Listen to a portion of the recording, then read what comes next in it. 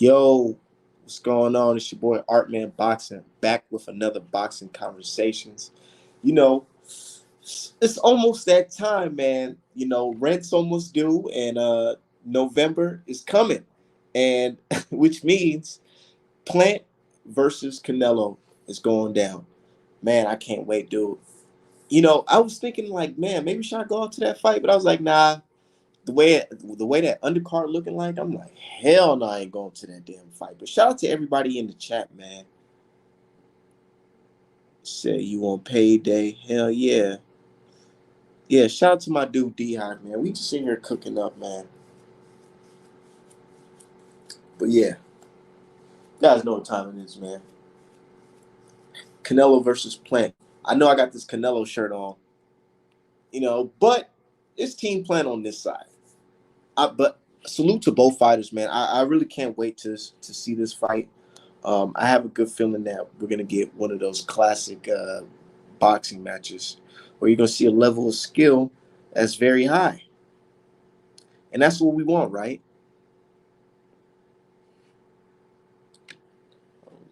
You know, that's what we want, right? A level of skill that's high. Because last time I checked, you guys said y'all was tired of motherfucking guys with no skill and it's just power. But now you're gonna see a very good match, man. Um, I know we got Herring versus Shakur this weekend. That's cool. Can't wait till that finish so we can talk about that afterwards. But I feel like the public interest is on Canelo versus Plant.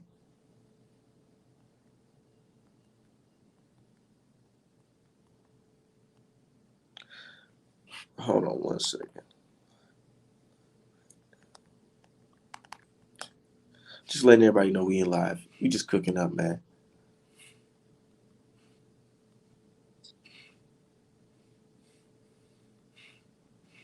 Nah, real shit though. I can't wait for this fight. A lot of people talk shit about guys like Wilder, say he has no skill and all that shit. Well, on the 6th, you guys gonna see a very skillful match. Um, we'll see. But you said the public need to be on this WBA bullshit. That's true. That's very true, man. Said, what's up, my guy Art Man? Been busy catching a live. Thankfully. Yeah, man. Yeah, we missed you on the show, man. We just been here cooking up, the trolls, got the usual trolls, but so far so good, man. Man, but so far, dude, that shit with the WBA, that shit is crazy, man. They told Yugas basically go. Yugas said, "Hey, man, can I fight? Can I fight Spence? To unify the division. What everybody wants to see."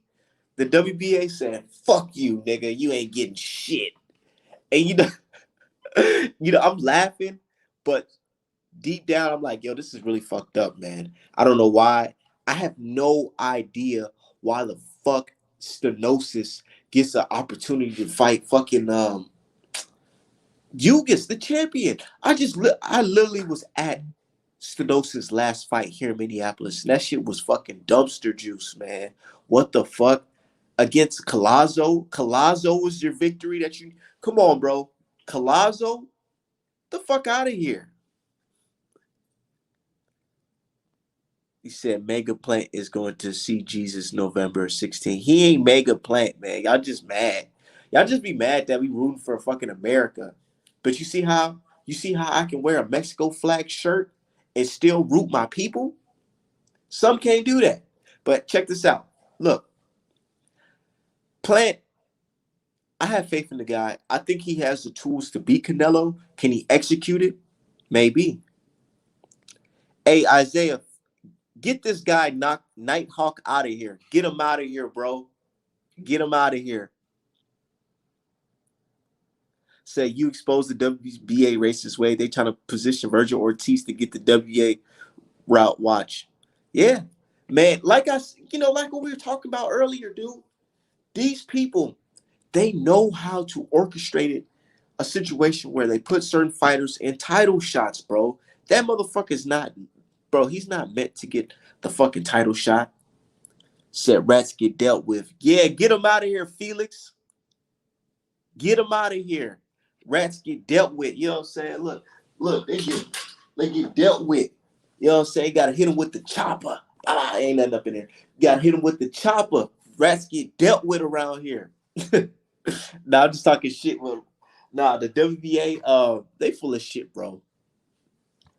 They full of shit, man. The WBA are a joke, especially their rankings. Like, what the fuck? Like, stenosis? What the fuck did he do to get a Yugas fight? I hate to sound like how Canelo fans will say, and they be like, "How he's not deserving of a championship. He's not deserving." Well, in this case, that's the fucking truth. Stenosis is not deserving of a heavyweight title shot. I don't understand.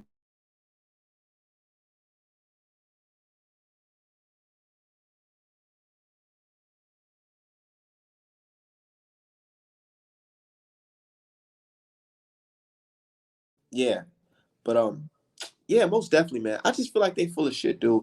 Um, Said WBO are the best organization. That's why Shakur Stevenson's fighting for the belt on Saturday. Yeah, they're cool, but you notice that they try to make it where the challenger gets a bigger purse than the champion. That shit didn't make no fucking sense in the world. Said Ortiz Jr. already the WA for the WBO and the WBC, but they know Spence and Crawford are too much for him right now. So they want Stenosis to get the strap from Ugas and then mandate Stenosis versus Ortiz Jr. Oh shit! You see this? And you know that's why we appreciate our brother, man, because here he is with the facts, man. You know what I'm saying? Here he comes, man. You making a lot of sense, bro. You making a lot of sense right now. You making a lot of sense right now because you're like, what? Stenosis? His biggest win is against who? Delorme. If anything, I thought they were, bro. I was so set on that the WBA was gonna make Yugas versus Jamal James because that's somebody that he fought already who worked his way back up to the ranks and beat Thomas Delorme before Stenosis beat Thomas Delorme. I don't understand that shit. Jamal James literally beat Delorme, hit Delorme with like a 15 punch combination. Stenosis goes in there with Delorme, have a fucking tough fight with him. Now he's the mandatory for Yugas. Make it make fucking sense. I thought motherfucking Jamal James was the regular champion. Shouldn't he get the opportunity to fight the super champion before anybody else? One with common sense would think that, right? Stenosis, whatever the motherfucking name is. All I know is I seen him. He ain't all that, and he's not deserving of a fucking title shot. I'm gonna keep it 100. Respect to him for lacing up the gloves and all that shit, but he's not deserving of a title shit fight. Title fucking fight, man. I honestly believe that a lot of money is to be made in these situations at hand, man. I really believe that they're pulling some strings, dude. I'm honestly thinking what my brother D Hive said that Ortiz is already the number one for the WBO and the WBC, but they know Spence and Crawford is too much for him. So instead, they're gonna have Stenosis. They wouldn't want Stenosis to beat Yugas so he can get the fight with Stenosis, and that'll be for the title ship, the title shot or whatever. And they'd be like, "Oh, this is the guy that just beat Yugas or whatever," because styles make fights. Maybe the young guy, even though he's not deserving of a title shot, maybe the young guy does pack a punch that can drop Yukas, and he can fuck around and win that fight. You never fucking know. Otherwise, Yukas can just outbox him, and then they'll say he's too green. But that just shows you that the fight is not to be made right now. Said that's you said it's either stenosis or Monstrate, so it's one of them, mate. Man, man, these motherfuckers got some funny shit going on. They really do. They really do. Oh, okay. But yeah, somebody was texting me. But man, back to Canelo versus Plant, because y'all got me going in on the WBA and shit. We already know they're fucking crooked, man. I sat there and watched the corruption for my own self. I looked and I seen that they had Maestro's gloves. They was gonna allow him to fight with that funny style glove. They never said who approved the glove. Questions that need answers. But anyways, back to Canelo versus Plant. Um, dude, man, I love it. I love that Canelo says that. Let's go read his exact words because I don't want to misquote this guy. We're gonna read Canelo's exact words because they asked him. They said, "Man, is this fucking bad blood or what?"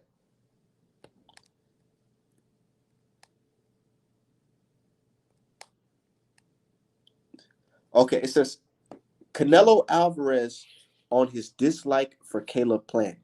He said, "Man, this is nothing new for me."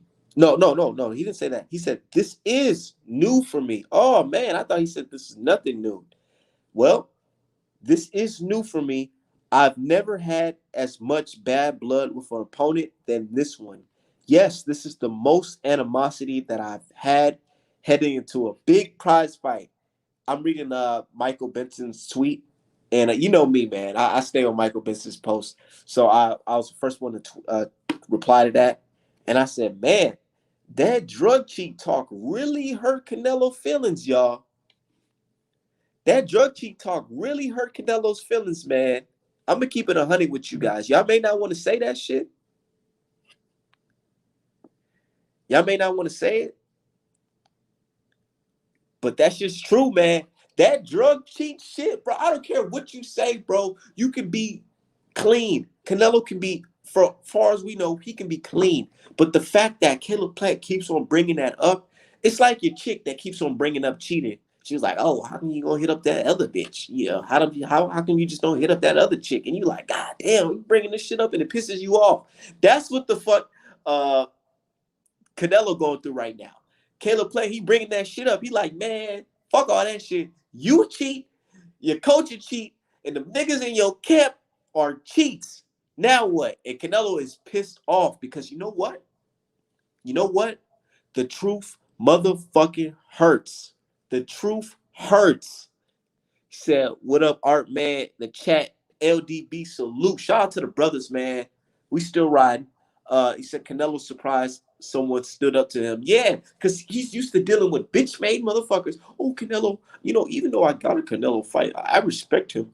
He's such a gentleman. Let's give him a hug and a handshake. Let's take selfies together before the fit chick. Nah, fuck all that. We ain't taking no selfies. We ain't taking none of that shit. None of that shit. In fact, you a hoe, your coach a hoe, everybody in your camp hoes, fuck y'all. Real shit. That's not what I'm saying, but that's what basically Caleb Plant's saying. And I love that energy. Me being American, I love that energy. I love that tough guy talk. I love it. I love when you call the truth out. I love when you make it real awkward. I love those conversations. Keep it going, Caleb Plant. Somebody said, man, every time Caleb Plant land a punch, he should just say, "That's why you a drug cheat." Man, I wouldn't be surprised. I wouldn't be surprised if we get one of those situations where it's like the ref and them gotta break the fight up, or the camps gotta jump into the fight mid-fight or whatever and try to like ease it off because man, Caleb Plant, he's man, and that shit works, dude. This is boxing, bro. It's about the mental, bro. That shit works. Get inside of his head. Make sure you frustrate him. You can have all the skills in the world, but if your mind ain't there, you a fish out of water, cuz. Simple as that. What's going on, brother? What's up? How's it going? Shit going pretty good. You see, I'm talking. I'm talking about that Caleb Plant right now. Right. Yeah, no, it looks I don't know. I don't even understand the angle cuz I mean, maybe this is legitimate emotions we're getting, but I'm like, you act like ain't nobody ever talked shit before. Like Mayweather talked more shit than a little bit and he's bothered by some plant, especially someone all your fans think you destroy? Like, what are we talking about? You know why he's bothered? Because he's Right. going into detail. Because at Right. first, what's the name was just saying? Because they was like, well, Billy Joe said this too. Billy Joe said this too. But I'm Billy like, Joe was also on drugs, so yeah. And I'm like, Billy Joe didn't really didn't matter. say, he didn't call his coach a hoe, me a bitch, and he didn't call Canelo a bitch. At the end of the day, even though you disrespected Canelo, you still had a level of respect for him where you didn't go off the top like Caleb Plant did. That shit was hilarious. He was like, "You're a bitch. The only difference between you and you is that you're a fat bitch and you're just a bitch." I was like, Yo, "Damn." I was like, yo, man, man. That shit was crazy. And then it's gonna, you know what's even worse? I think what's worse is that, like, if you fuck around and lose, imagine what it's gonna look like you on juice and you still fucking lost. Like, that's bad. That's like that's terrible. That's why it's imperative. It's just like the Tyson Fury situation. Imagine you was cheating and you still lost. That's the only reason why people talking about, oh, this is the fight of the year, fight of the century, blah blah blah blah blah. If Wilder had won, it would have been lucky punch. But it's all of a sudden, oh, it's the fight of the year. Blah, blah, blah. I'm gonna do it. I'm saving it, but I'm gonna do a special show to talk about Wilder versus Fury 3 because Oh, I for wait sure. until the dust settled. But we got to talk. There's some more shit going on, man. There's some more shit going on with that fight, bro. Okay. I mean, I heard some other stuff yesterday when I was on Ricky Williams' show, and I was like, that did make sense. A lot of weird shit, especially when it came to the referee and what some shit he was doing. I was like, okay. Yep, yep, yep. And we gonna talk about that. I might do that show tomorrow. Matter of fact, hell yeah. I'm a pop because that's what I do in the morning when I wake up in the morning. I check my tweets and all that shit after I brush my teeth and all that. I just I just post something. I just know I'm gonna post something controversial that's gonna get people talking. So Right. tomorrow, just be on the lookout for that post. Cause For, I'm pretty sure the UK gonna be back. They're gonna be back at it. for But sure. anyways, yeah, man. Caleb Plant versus Canelo Alvarez, dude. Um, I just honestly believe that Canelo is bothered by these comments from Caleb Plant, and it shows. Yeah, 100%, 100%. And I think also like, because his fans, I think officially his fans have fed him that he is the goat. He is unbeatable. He is this, post Mayweather era's Mayweather. And the fact that Caleb Plant is not respecting that either and is treating him like a regular human being, which is something he hasn't been treated like in a long, long time, I think that shit is having an incredible effect. And that's why he's sitting there. He's sitting there looking crazy because it's like, yeah, bro. Like, I mean, the man's not lying. Even Brian Custer looking like, yeah, I mean, Canelo, my hands are tied, nigga. He told the truth. Right. What he said when he was in the chair, he said, "Man, he said, dude, why are you acting? Why are you acting like this is my opinion? This is a fucking fact that this motherfucker got caught up." You did. And it's crazy because journalists are still, like, even to this day, are still not addressing it. They're either not addressing it or saying that it's false. I'm like, what the fuck are y'all talking about? Like, how do y'all have jobs? How do y'all get credentials, man? Like, damn, people act like the media don't have a motherfucking angle. It's just like if we go back to the WBA situation, ain't enough people bitching. Meanwhile, the winner of Rolly and Tank is not mandated for Tiafimo, and fucking Inoue don't have to face the goddamn his WBA mentors. It's like, what the fuck? Exact, but my thing is with Canelo in this whole situation, like you said, somebody is treating him like an actual human being. I feel like that right there is big for Canelo because you let's look at it. The past what 5 years? Not 5 years. The past what 3 years? All his opponents had nothing but respect for him. Nothing but the utmost respect Because they knew they was gonna lose. because they knew that it was coming there to lose, huh? Yep, that's it. Everyone was talking about Billy Joe Saunders like he was gonna be real. Who the Billy Joe Saunders is rated against the same dude Triple G was rated against, David fucking Lemieux. What is David Lemieux? Ain't And shit. that's what I said. And that's what I Ain't said, dude. shit. What is who is David Lemieux? Like, I just realized. I really sat there and said, "Man, y'all rate this guy so fucking high. I mean, y'all praise him as a great win, but in reality, who the fuck is this guy? David Lemieux get more praise than than fucking Barrios or even Luis Ortiz. It's the same. It's the same reason why they're all trying to throw Mikey Garcia under the bus. They got to rate people high to make their folks look good, and then rate people low to discredit others. It's the same shit. David Lemieux is the definition of ain't shit. David Lemieux is like a small step above fucking Chris Eubank Jr. All hype, a lot of A lot of hype surrounding his name, but at the end of the day, when we look at production, ain't shit. Ain't shit. David Lemieux is fucking nobody. Everyone was like, oh, BGS fights just like Andrade. I'm like, if that were the fucking case, Canelo would have been undisputed at 160. Oh, BGS don't fight like no goddamn Andrade, man. Cut the shit. That's just like saying, oh, Plant fights like Mayweather. No, he doesn't. Nobody fights like Mayweather but Mayweather. Nobody fights like Andrade but Andrade, etc., etc. So you know what I get tired of? I get tired of the fucking saying, well, Plant's not Mayweather, so nobody can beat Canelo. Dude, it's like, bro, it's like this. At the end of the day, regardless of what you say, there is still a blueprint on how to beat Canelo Alvarez. Exactly. Because he's been fucking beat. Because he's been, and they're saying, no, I don't see anybody beating Canelo. I'm like, to have You, that confidence that a man that's been beaten before can never be beaten is just crazy. retarded. Don't make no kind of sense. And what's crazy is that you act like they act like it would literally be the end of the world if he loses. Because I remember I was funny too because when Canelo lost, we didn't hear jack shit from Canelo fans until after Canelo versus Triple G 2 about him being a goat. They literally shut up for almost 10 years. I'm like, that's how sensitive y'all are. Are you serious? Yeah, Like, it was quiet. But shout out to my sister Marie. She said, what's going on, Art, man? What's good? Nah, nothing much, man. We just here talking about this Canelo plant and just like everything. But like back to my brother D Hive saying, basically it was quiet for Canelo until what? Triple G.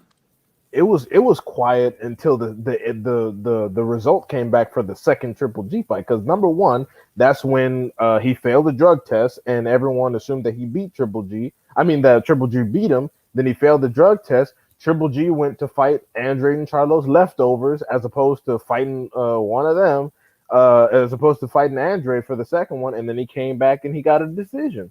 People didn't talk about Canelo being some kind of special super goat until after that decision came back. The same as people didn't give their opinions on fucking Wilder until after the result of the third fight. They was quiet that entire week. Oh, Fury's career is controversial. We don't know what's gonna happen. Wilder might got better, but then when the results came back, I knew the whole time there was no, it was impossible. Man, He I wasn't had gonna be no motherfuckers victor. put money on Wilder and everything last minute. Right, trash.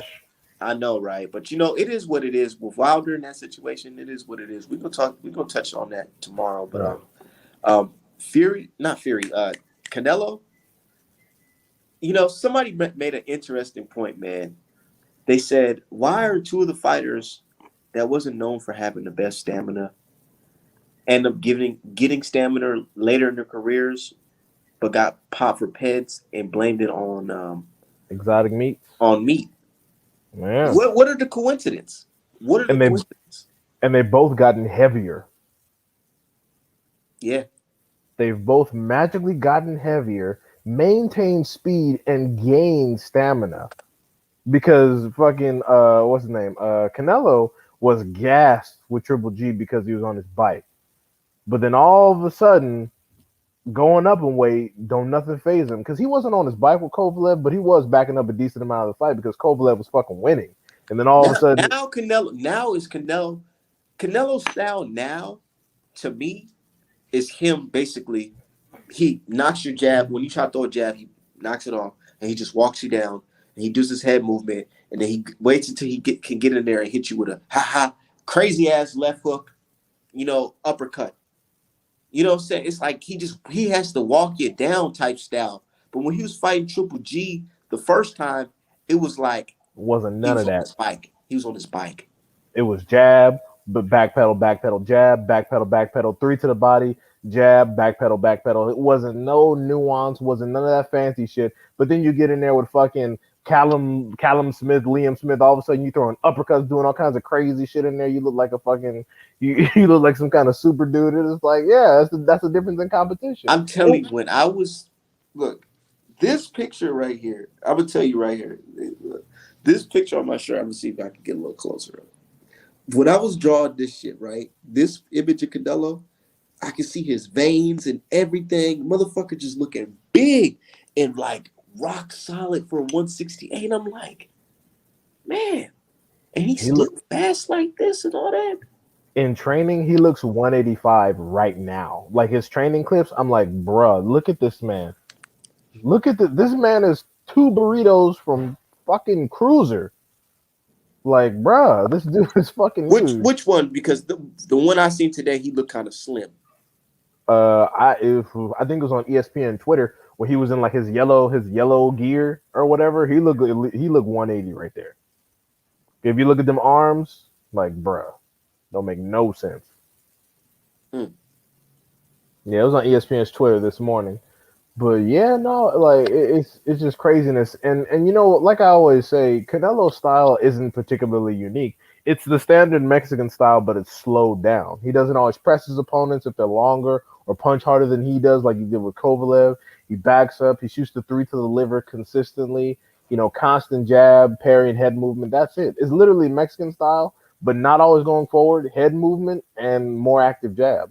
That's one of the things that make Virgil Ortiz Jr. so special because he uses an active jab with the Mexican style. The jab is active and the jab is hard. That's what makes him so difficult to defeat, and that's what makes him look so great. I like Canelo's fighting style. I really do, but I just feel like the type of style he has, you got to have a certain level of athleticism to keep up with it.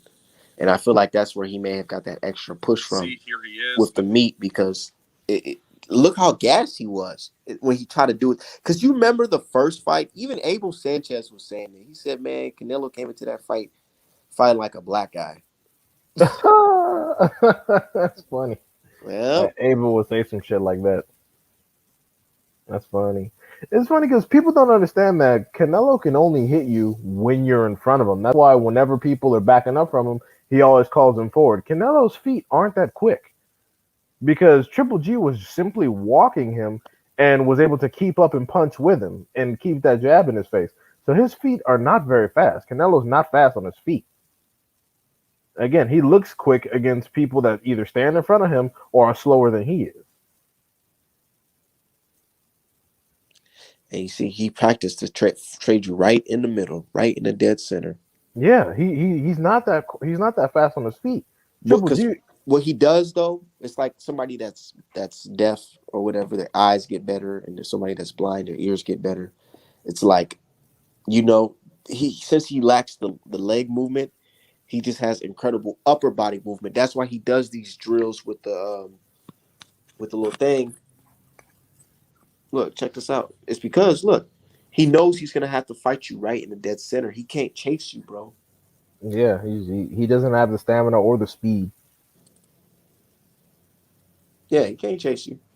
Yeah, he will But he's gas not. and then his But power will wane. now we got okay. Let's talk about the pros of Canelo. What does he have? Incredibly quick left for an orthodox fighter because your left is your non-dominant side, so it's not going to be as fast or as strong. His left, because a lot of Mexican fighters practice the liver shot, incredibly quick. It takes because I don't box per se, but I do practice. I do speed bag. I do boxing drills. On your non-dominant side, it's incredibly hard to be faster and almost the same faster and strong as your dominant side. So that left is incredibly quick. I'll give him that. When he drops the three to the liver, so fast. He know And one thing about Canelo. I just be thinking to myself, how is he not prone? How is he not getting fucking arm injuries? The way he shoots his left hook to the body so fucking like low with, man. I'm gonna show you. and he can turn it into a right hook to the head halfway through it. He did it with Triple G. So that's also one thing. His He arms are like kind of another pro is he has good head movement. right. Well, it depends on how fast your hands are, because that head movement wasn't doing shit in Triple G in the first fight. He just bop, bop, bop, bop. That head movement wasn't on shit. He really could have beat Triple G easier in that first fight if he wanted to. He was just worried about the power. That's all. And then when He he went in was. there, yeah, he went in there and realized Triple G actually wasn't all that. Like, we shouldn't have been rating him as high as we were, which was accurate. And then he went in that second fight and pressed him. He was like, man, fuck that.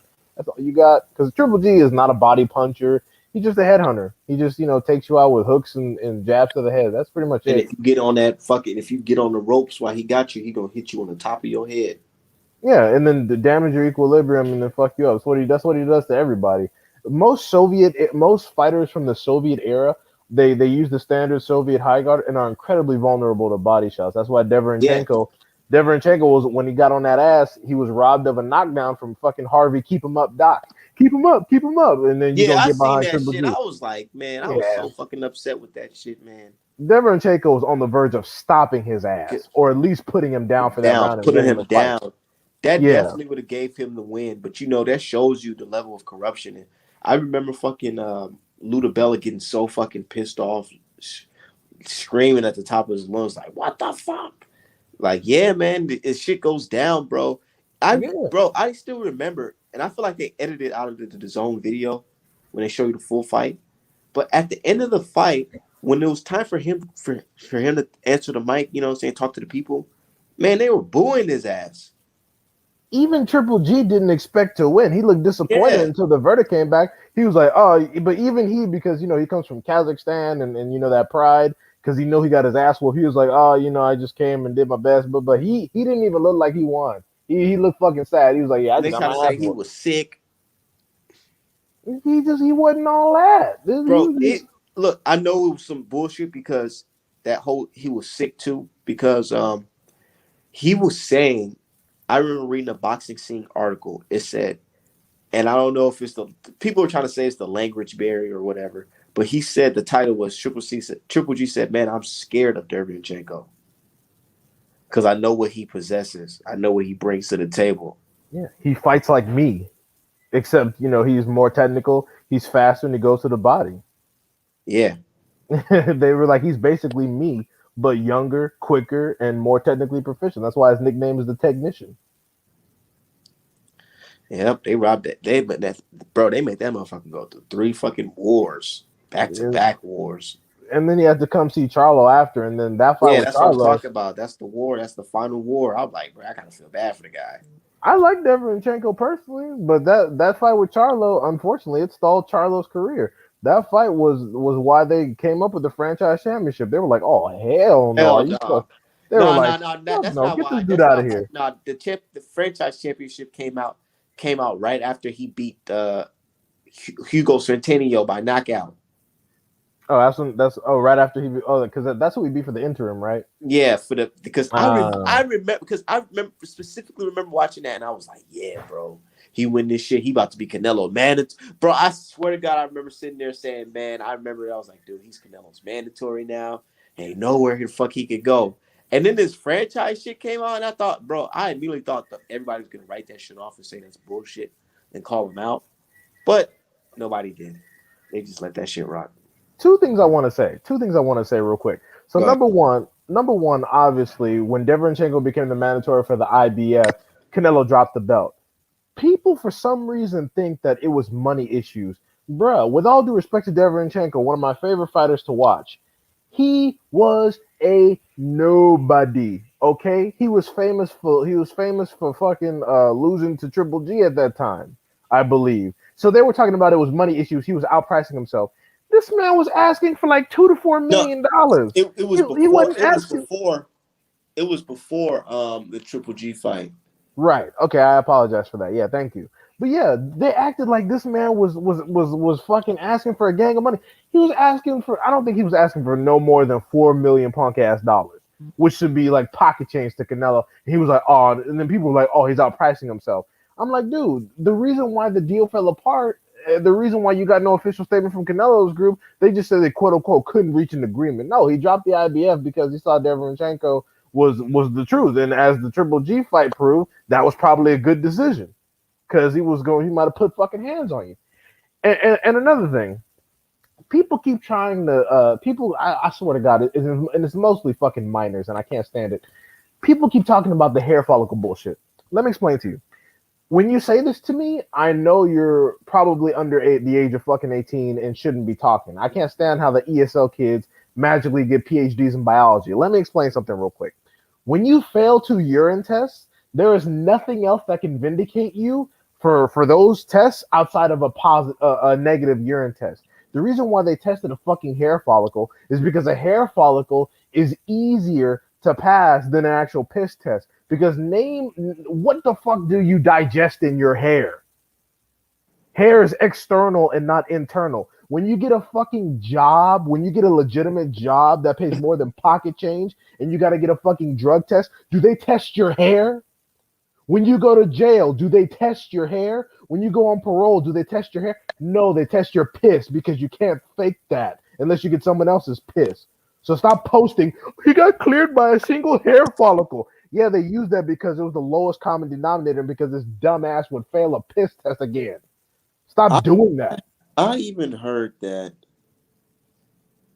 he the amount of clenbuterol in his system was not even something that you can get from just eating one steak.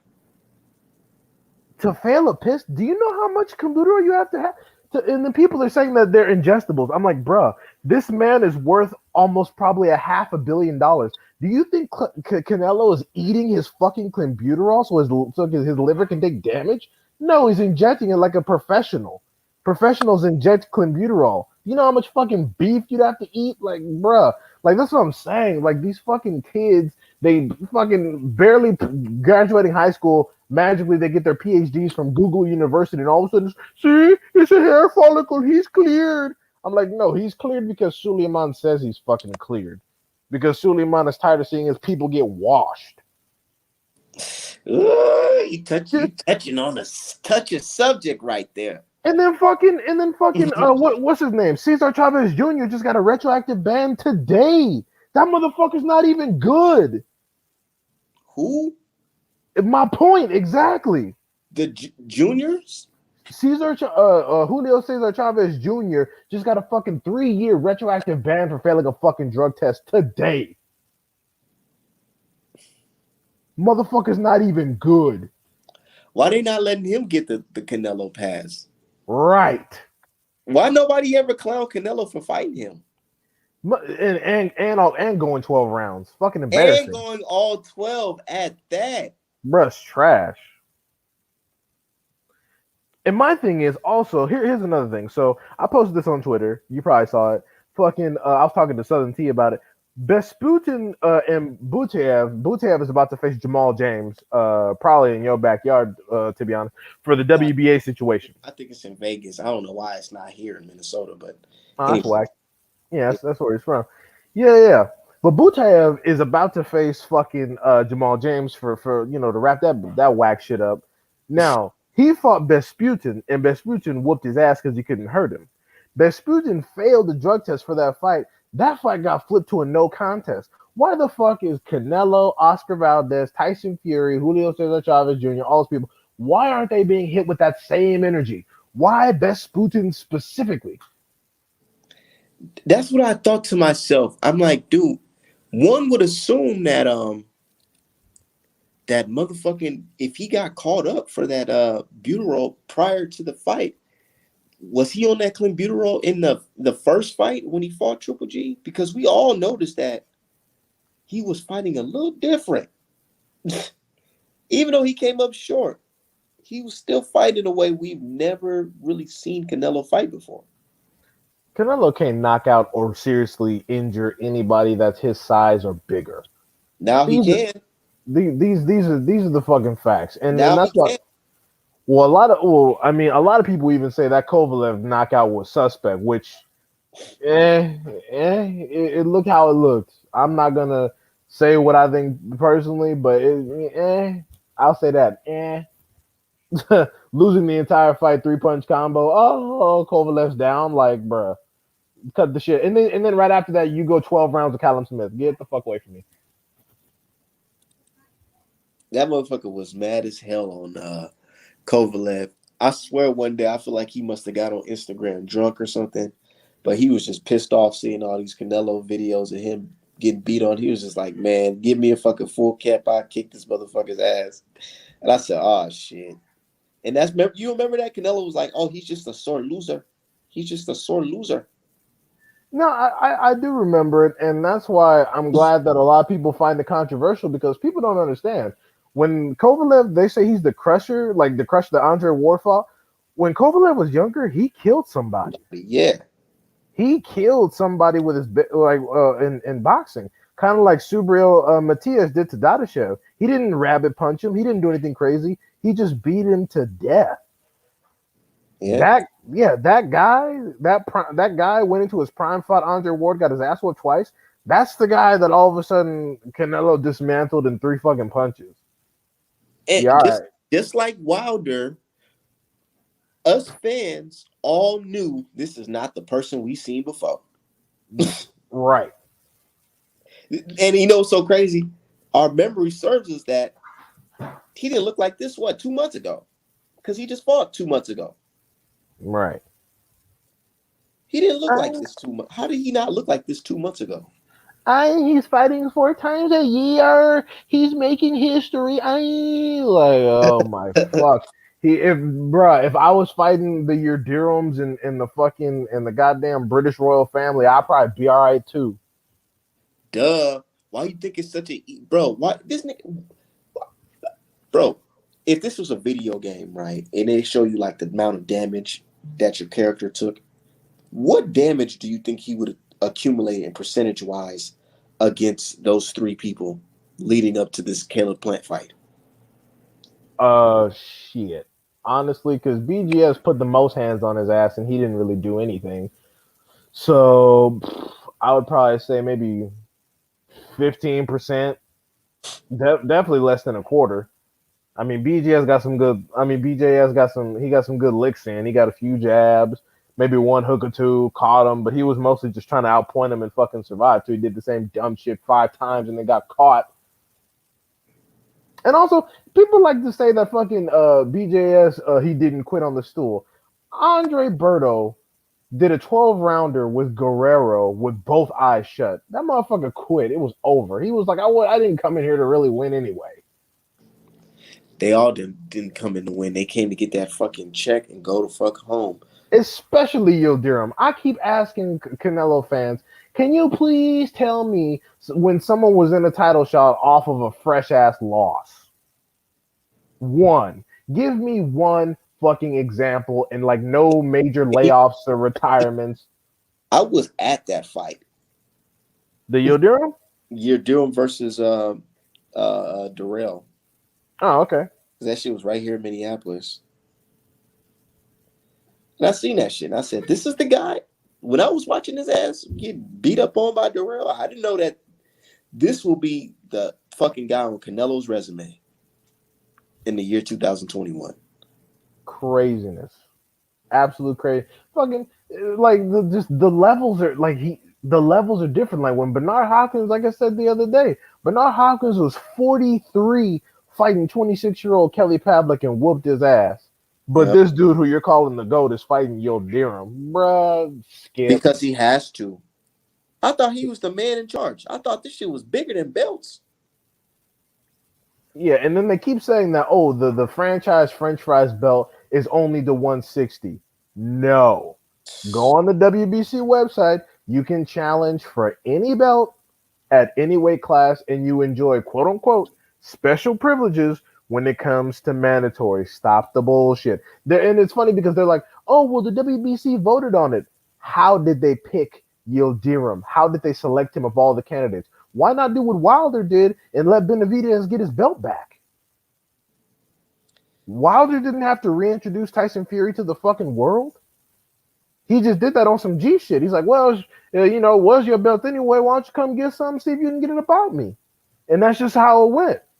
And he got a trilogy out the shit and made him and Fury more fucking bread than they could have ever dreamed. Why couldn't Canelo have that same energy since he beats every goddamn body? Because nobody wants to end up like that in a tough fight.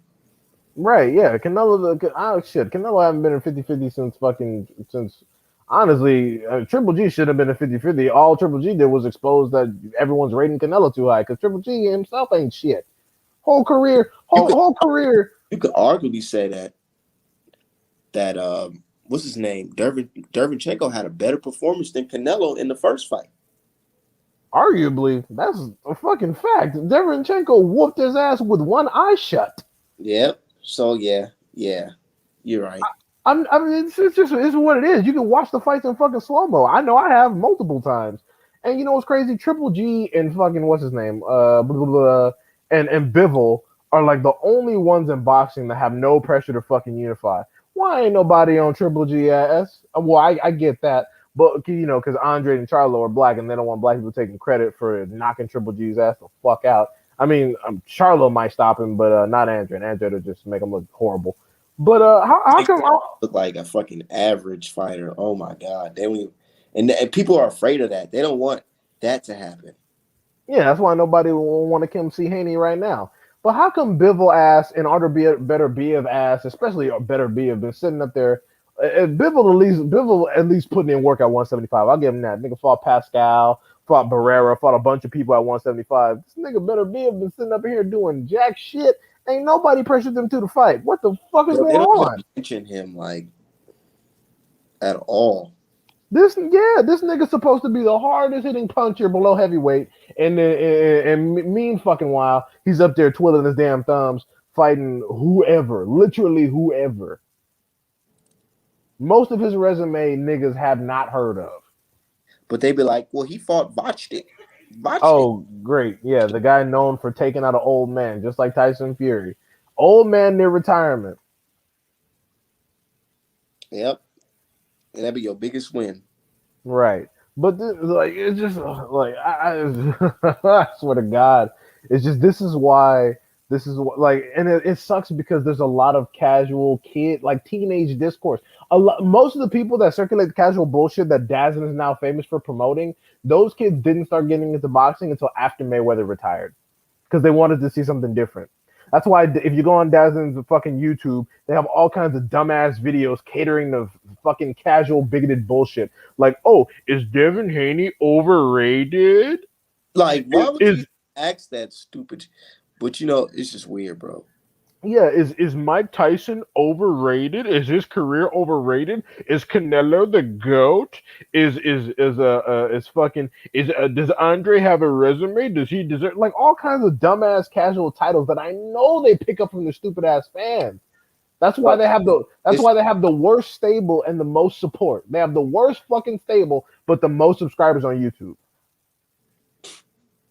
and because they make their one thing about them, they make their bullshit ass videos available to the public right away and shit. Like, I don't know, for some reason, Showtime and them, I still can't find the Castano. I can't find anything long of Castano versus Charlo. I only see a 1 minute clip of it. I'm like, damn, can you refresh my memory? I forgot what the fuck it looked like in the first or second round. That's what happens when you're revenue starved and you're literally living off fucking YouTube. They literally publish the entire undercard to their fights on YouTube like the same fucking day. It's so thirsty. And the thing is they know most of their fan base are fucking minors that don't have the money for pay-per-view. That's why they do that. And then now they're trying to convert because they don't have any fucking money. I'm like, bro, they convinced Triple G to take a pay cut, but couldn't get Canelo to take a pay cut. They how much pride like Canelo was the only one getting bread. Dadison was fucking hemorrhaging. How like bro, you really think motherfuckers really finna watch Canelo versus goddamn Yildirim a bunch? Like even people in the UK didn't give a fuck about Canelo fighting those people. Really, nobody did. Absolutely nobody. Nobody in the UK wanted him to fight Liam Smith. Nobody in the UK wanted him to fight Callum Smith. Nobody in the UK wanted him to fight Rocky fucking Fielding. People in the UK only Because wanted they him to knew it was fight. a bitch match. They're like, we just Yeah, seen this guy get his ass kicked by John Ryder. yeah, and they wanted to see BJS at 160 when he was kind of quick and worth some shit. Not this new dumbass that just spins around, leans over to the side, and gets caught. Shit. At least then he was on a bit of a hot streak. And then he popped dirty, ducked Andrade, and all that shit. And then he never looked like that again. Crazy, huh? Right. He got all sluggish and kind of slow, and he was struggling with some bum. Like his first fight in America, he fought some bum, and he was out there struggling. I'm like, what the fuck is this? And then, like, I was just like, bro, he literally fought some dude in L.A. and it was some random dude known as On the undercard of like Jake Paul fight. right, and he was just struggling. He didn't do anything special. That's why I get pissed when they say he fights just like Andrade. I'm like, what? I'm like, you can say And what you let's want talk to. about that because when it comes to Canelo and Plant, right? They keep on saying, well, if Billy Joe Saunders couldn't do nothing to Canelo, what do you think Plant's gonna do? I'm like, bro, why are you basing this shit off of what Billy Joe Saunders did? He's not fucking Caleb Plant. What the fuck? Look at what Triple G did. Triple G did nothing and beat him. He walked and jabbed and covered. That's it. Triple G has no head movement. He has no foot movement. He has no trunk movement. He just walks, keeps his head slightly off the line, blocks and parries and jabs. That's it. He'll Canelo get a hook. Canelo's doing all this. They call us running and all that bullshit, but Canelo's doing all this running in the fucking first fight. Got super tired and just let this nigga jab you to fucking death. Backpedal like a motherfucker. Look at fucking Oscar Valdez versus Burchell. That dude was on. That dude literally KO Burchell hauling ass backwards in the other direction. And that's the thing. This is the thing. And they love to talk that Mexican style, Mexican style, Mexican style. But he what, bro? The way they even presented the fucking Valdez versus Burchell fight, you made it think that it was gonna be a Mexican style fight, like they're just trading in the pocket. Hell no, Nope. that motherfucker got on his bicycle. They all got their boxing credentials from Floyd Mayweather University. They've seen how the last century of boxing has gone, and they're like, shit, we cannot keep getting blown out to these niggas, all right? We got to switch some shit up. Stop going forward so much. Keep your goddamn head off the line. Work the body and then come up top. Work in combinations when they get in close. Drop the three to the body and then pivot out. Like, they started doing a bunch of different shit because that shit don't work. It gets you knocked the fuck out. Honestly, the last person, ironically enough, the only person to this day that I've seen still implement a full-on Mexican style with very little defense is Manny Pacquiao. He's the only person that stuck to it truly, true Mexican style, what he used to look like. I'm talking like the De La Hoya days. Like the real just go in there and get on his ass, that type shit. Very few people. And the thing is, that's why, like I said, that's that earlier, that's why Virgil Ortiz, they think that he's next up to run everything because he's exactly what Mexican style should be. Yeah, Controlled, fast paced, very stiff jab, combinations on the inside, and then defensively responsible and very fast hands. And that's why they're all excited for him. I mean, but of course, like VB pointed out in the chat, they wouldn't let his ass go see Crawford and Spence right now. He'll get his ass beat. They're gonna wait till Crawford and Spence get mid. They're gonna wait till Crawford turns like 36 or some shit. Wait till Spence gets like 33, 34. Let him get worked over a little bit, and then they're gonna try to sick Virgil on him. That's why they're gonna try to make him go through the WBA route. I smelled the setup coming. I checked the rankings today. I was like, nigga, you could have been fighting Crawford at the end of this year, but instead, number two Porter doing it. Stop the fucking cap. And ever since Artman put y'all on to what the WBA be on with the Fox decision, it's been yeah, bullshit ever since. What they want to do is this. I'm telling you, and I wouldn't be surprised if the WBA came up with some franchise bullshit to protect this boy. They want to make sure that Stanionis get Ugas ass out the paint. They don't want him in there because they know that Ugas might be able to fuck around and outbox most of the people there to keep them people off his ass, especially when it comes to Jamal James because he already whooped Jamal James' ass. Even though Jamal James on short notice, but it is what it is. Guys, that's what they want to have Stanionis get Ugas out of there, mandate as opposed to doing the unification then because Spencer probably whoop his ass. Stanionis, because he's very vulnerable to the body as Delorme exposed. They're gonna mandate Virgil Ortiz Jr. with the quickness for a title shot because he got that gold bullshit. That bullshit belt, the WBA gold strap or whatever, he got that. So they're gonna mandate that, have him beat Stanionis probably by decision, and then they're gonna just have him up there and then say, oh, Jaron Ennis need to fight somebody. Jaron Ennis doesn't bring anything to the table. Jaron Ennis ain't got no resume. Jaron Ennis don't deserve it. Blah blah blah blah. They want to do that because they know Jaron Ennis is gonna run man, whatever it's like you division he's just in. got that shit. You hitting that shit right on the head, bro.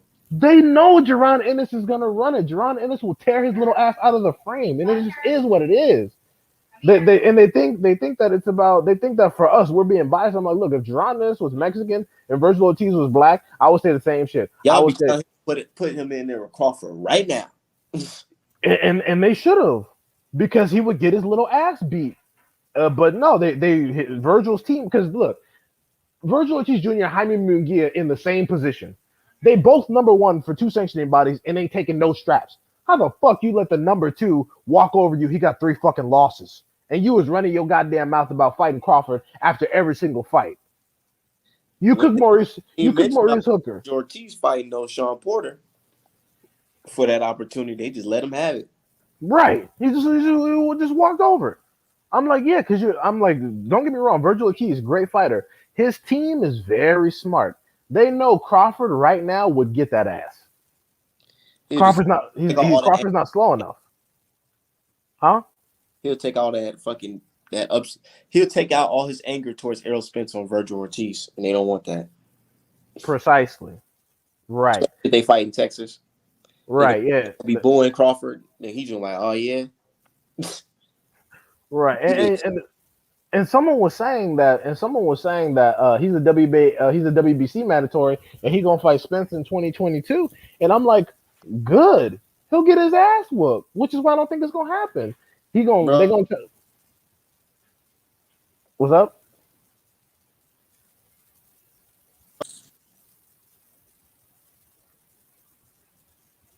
Let me say that again.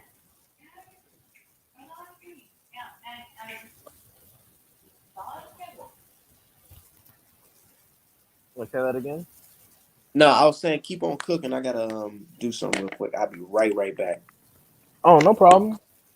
Yeah, keep on cooking on it because we getting good, man. We getting good, man. We and I like when we do these little long streams because we do the little opener, but now it's time to get to the meat and potatoes of what's really going on in this boxing game.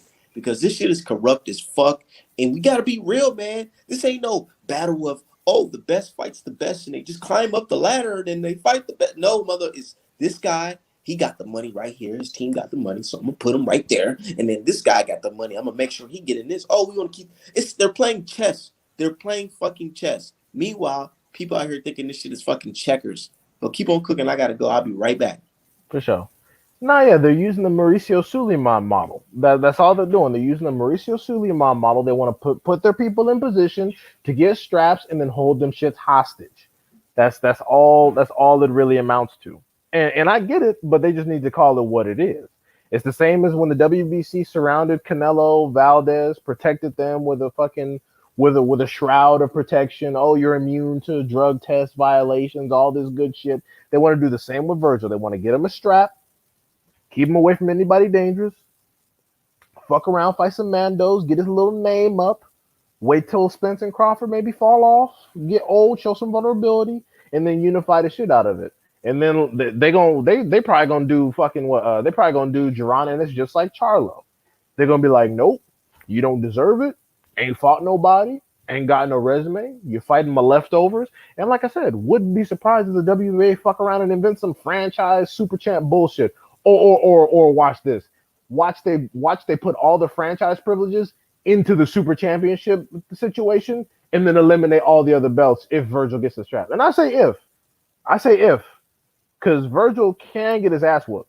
Stanionis is not a game. Now, even Stanionis versus fucking Ugas, I'm not gonna lie, that's a 50-50. If Stanionis get on the inside and start going to work, Ugas is older, he's vulnerable to the body, and he has losses. And and honestly, I don't see Stanionis taking Ugas out, but Ugas is prone to losing fucking decisions because he does shit wrong. He sacrifices his reach advantage. He goes in too close. He clubs a lot of hooks behind the head, which is why he lost to fucking Porter. And that just is what it is. I mean, I hope he win to shut the WBA the fuck up and spoil their plans. But they putting Stanionis in there for a fucking reason. And that just is what it is. Like I said, Tiafimo is not obligated to fight the winner of Rolly and Tank, and anyway, don't have to fight his WBA and Mando. So it's bullshit all around. But anyways, I don't want to stray too far from the topic. Let's stay on the Canelo Plant thing. Can someone tell me why exactly people get really upset when you just simply say Plant is not a bum? And then people will literally correct you and say that no, he is a bum and he's going to lose. Like I understand trying to say that Canelo is so much levels above Plant. I get that, but why do people get excited when like he fights a bum? Like I personally don't understand. And another thing is that I haven't seen Plant fight anyone like Canelo, and I'm not gonna sit here and rate a Scott DeGee like he's some awesome fighter. But I mean, Scott DeGee had the size and reach advantages and was a decent puncher. I think he had around over 20 knockouts, and Plant acquitted himself well. Now they can talk about him gassing later in the fight, but the same applies to Canelo. So, me personally, I think Canelo. I'm gonna keep it real. I think Canelo's gonna win by robbery because Triple G took his W out on his ass, and what did he get? Nothing. Deverenjenko took his W out on Triple G's ass, and what did he get? Nothing. So I'm thinking to myself, I'm like, okay, I know it's on Showtime, but Plant ain't special right now. He's some dude nobody was talking about 2 years ago, and that's no disrespect, but I just don't think he's got that much juice to where he could get a W. Like Mayweather has so much juice to where he might fuck around, sue somebody for real. So they had to give him his propers. Shit, I don't think Plant's carrying right now. But I know one thing. I know one thing though. Should he pull off the upset for any fucking reason, they gonna call for Benavidez to be on that ass. I'm telling you. I'm telling you. I'm telling you all right now. That's gonna be the first fight. Benavidez right now. And it'll be funny. I bet the first thing Canelo gonna want to do, I'm pretty confident he probably gonna want to fight Jamal Charlo if he lose. If you shit, even if he win, to be honest, no matter what, I feel like he's gonna try to do that because he's gonna try to take the attention. If he lose, definitely because he's gonna want to take the attention off of him losing and try to get back with Charlo. He's already said he's never gonna fight Andre, so I'm pretty much done with that shit. But I wonder what would happen if he did lose because I know everyone gonna call for Benavidez. I know that. I wonder who would be his next fight. That's interesting. If he did happen to lose, even though I'm pretty sure there's gonna be a rematch baked in that bitch because I know Canelo ain't the type to take a L and just fuck that. But then again, there was no rematch with Mayweather, but Plant ain't no fucking Mayweather, so what we talking about? But that's a good question. Does anybody know in the chat who do you think Canelo's gonna see if he lose? Outside of a potential rematch. Like let's pretend there's no rematch clause. Who do y'all think he would come see if he lost? I'm just curious. Like I said, I know Andre ain't gonna get it. I mean, let me check the fucking rankings. Who they got at fucking super middleweight right now? Shit. Oh my god, they got Jacob still up there, Callum Smith still in the rankings, Lemieux still in there. Oh my god, if Canelo fucked around and fought Lemieux, I would lose my fucking mind. I would lose my goddamn mind. My god. Shit. Oh my god. And then for the WBC, Lemieux is ranked number 2 behind Benavidez. Oh my fuck. Oh, if he fucked around and fought fucking, oh Jesus Christ, if he fucked around and fought Lemieux for a position, I swear. Because Canelo, I think his primary body is the WBC, of course. So that'd probably be where I go if I was him. Bivol at 175, bruh. Stop the I'm cap. back building. What's Yeah, going? What you cooking on now?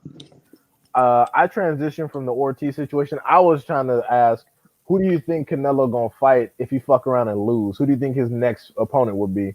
Some dude in the chat said Bivol at 175, and that's cap. It's gonna be Caleb playing again No, until no, he no. wins. I'm barring a rematch. Oh, That's cap. Somebody said Bivol. Bitter B if I can believe, but Bivol at 175 cap. Marcus Brown, because he gonna be fucking better be Vaz. I don't know if it's gonna be like an ass beating, but I think he has the ability to just get a decision. That's what I'm saying. He gonna look vulnerable in that fight, beating better be, and he gonna say, "Fuck it, let's make the fight." But I tell you this though, Brown. I don't know. I really don't know because, to be honest, I just can't see past that far into the future. I can just see if Canelo loses, they're just doing a rematch. But I can't see Canelo fight anybody else because that whole shit with Canelo and Kovalev that surprised me. I didn't, bro. You couldn't tell me back in 2015 that Canelo would be fighting Sergey Kovalev. The at fuck? light at light heavyweight, not even the At catchweight. light heavyweight. Light Matter of fact, heavyweight. imagine in 2013 somebody tells you this that Canelo will be in the year 2019 or whatever it is, 2019. Yeah, that Canelo Alvarez will be fighting Kovalev in fucking at 175. The same guy who just lost to Floyd. I'd be like the crusher, nigga. What? Stop it. Stop the cap. He'll get balled up and thrown into a fucking dumpster. Like, stop it. And they talking about Canelo. Better be runs over Canelo at 175. That's true because we all A, know that size difference, man. a few years ago, Canelo, he might have. A few years ago, he might have, but now that better be getting older. He's like 36. Yeah, Uh, he is getting up there. Cause you notice when they thought the plant fight was gonna go through, they're like, we'll just go to 175 and fight better beef. I'm like, oh shit, just like that, just that casual. Cause you wasn't thinking about being undisputed at 175 when that motherfucker was just sitting there a few years back. Sure wasn't. They waited to that Dean's fight and was like, oh, this man isn't shit. All right, let's go ahead and go ahead and put hands on him, get a decision off his ass, and then we can go ahead and handle business. But Bevo's still too young. Bevo's too young and too quick. Canelo ain't gonna do that. Canelo fuck around and lose. Facts. Shout out to everybody in the chat. New members, go ahead and hit that subscribe button. We just on here talking boxing, dude. And y'all hit the Cash App, Artman Boxing, $ Artman Boxing. People waiting on that Canelo versus Plant hoodie and I'm about to drop this weekend. So am I. It's the cover photo for this live stream. Have you seen the work yet? I have. Yeah, it's coming. It's coming along nicely. I like it, and I like how you got the plant with the little scratch, and Yeah, a lot of Canelo fans made that their fucking profile picture, which is kind of they creepy. But did. I noticed that, but I'm like, okay. bro, But I make sure to draw all that shit. they get But yeah, so they get so soaking wet off of everything he does. And what's up with this new bullshit of like journalists and fans trying to score trying to score fucking verbal shit and like little bitty tips. Like I remember the fight Canelo like open handed slapped him and they were like, oh, 10-8 round for Canelo. I'm like, what are y'all doing? Like just stop. Just fucking get off this man's get off nuts, this bruh. nut. Oh my God, Jesus Everybody in the Christ. comment section, oh my god, 10-8 round for Canelo. He's bleeding already. Look I'm at like, remember they were saying all that bullshit. Look at his reflexes. Look at his reflexes. The motherfucker still got slapped. they Caleb Plant's hands were literally faster than the frame rate of that professional camera. He slapped him so fast the whole world fucking missed it. And that's when they started getting mad. They were like, oh fuck. Yeah. That I think Canelo's more mad at that than any of the mama shit. I think he's like, oh shit. I thought I wrote that shit too, but he got me. Yeah, this Damn. motherfucker slapped me in front of everybody. That's some shit. He I love I that. That's why I had to paint it up. That's why I had to paint it up. It's gonna be I'm gonna get this painted in my home in my crib because I like that shit, dude. That's a classic boxing moment. it was hilarious. And Because like imagine if he wins. Imagine Plant wins after doing all that. right, bragging on. And it's funny because people don't it didn't even watch the video. I'm like, bro, you see Canelo take his glasses off because he doesn't want to get cut because he knows he's about to try some shit. Plant didn't take his glasses off because he didn't expect Canelo to be a bitch about the word motherfucker. So that's why he got scratched. People thought it was like Canelo's nails or oh my god, he hit him so hard he slapped him. Like, no, he's wearing glasses, you fucking moron. Talking about 10-8 round for Canelo. Ugh. I'm like, because Plant didn't fall at all? What the I'm like that kind of logic is what judges see. Canelo get two hits in. Oh shit, 10-9 for Canelo. Wait, what the fuck? Nigga was getting boxed the whole round. Oh, it's a 10-9 for Canelo. Like, what, excuse me? It's just like with the Charlo Korobov fight. Korobov lands one straight left. Oh, 10-9 for Korobov. Wait, what? This nigga didn't win more than 4 rounds. What the fuck are y'all talking about? With that Kobarov fight, they just the fact that Charlo had a tough fight with somebody they didn't know, they wanted to give it to that person just to shit on us and say, you see, he's not that good. Right. And it's crazy because even like number one, Korobov didn't win more than 4 rounds. Number one. Number two, he almost got stopped in the 12th.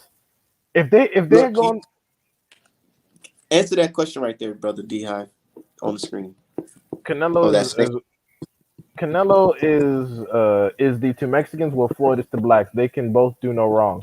That's I agree that they want Canelo to be a Mexican Mayweather, but we black people call Mayweather out on his bullshit, yeah. and we always have. That's why Mayweather has never been pro-black because black people call him the fuck out.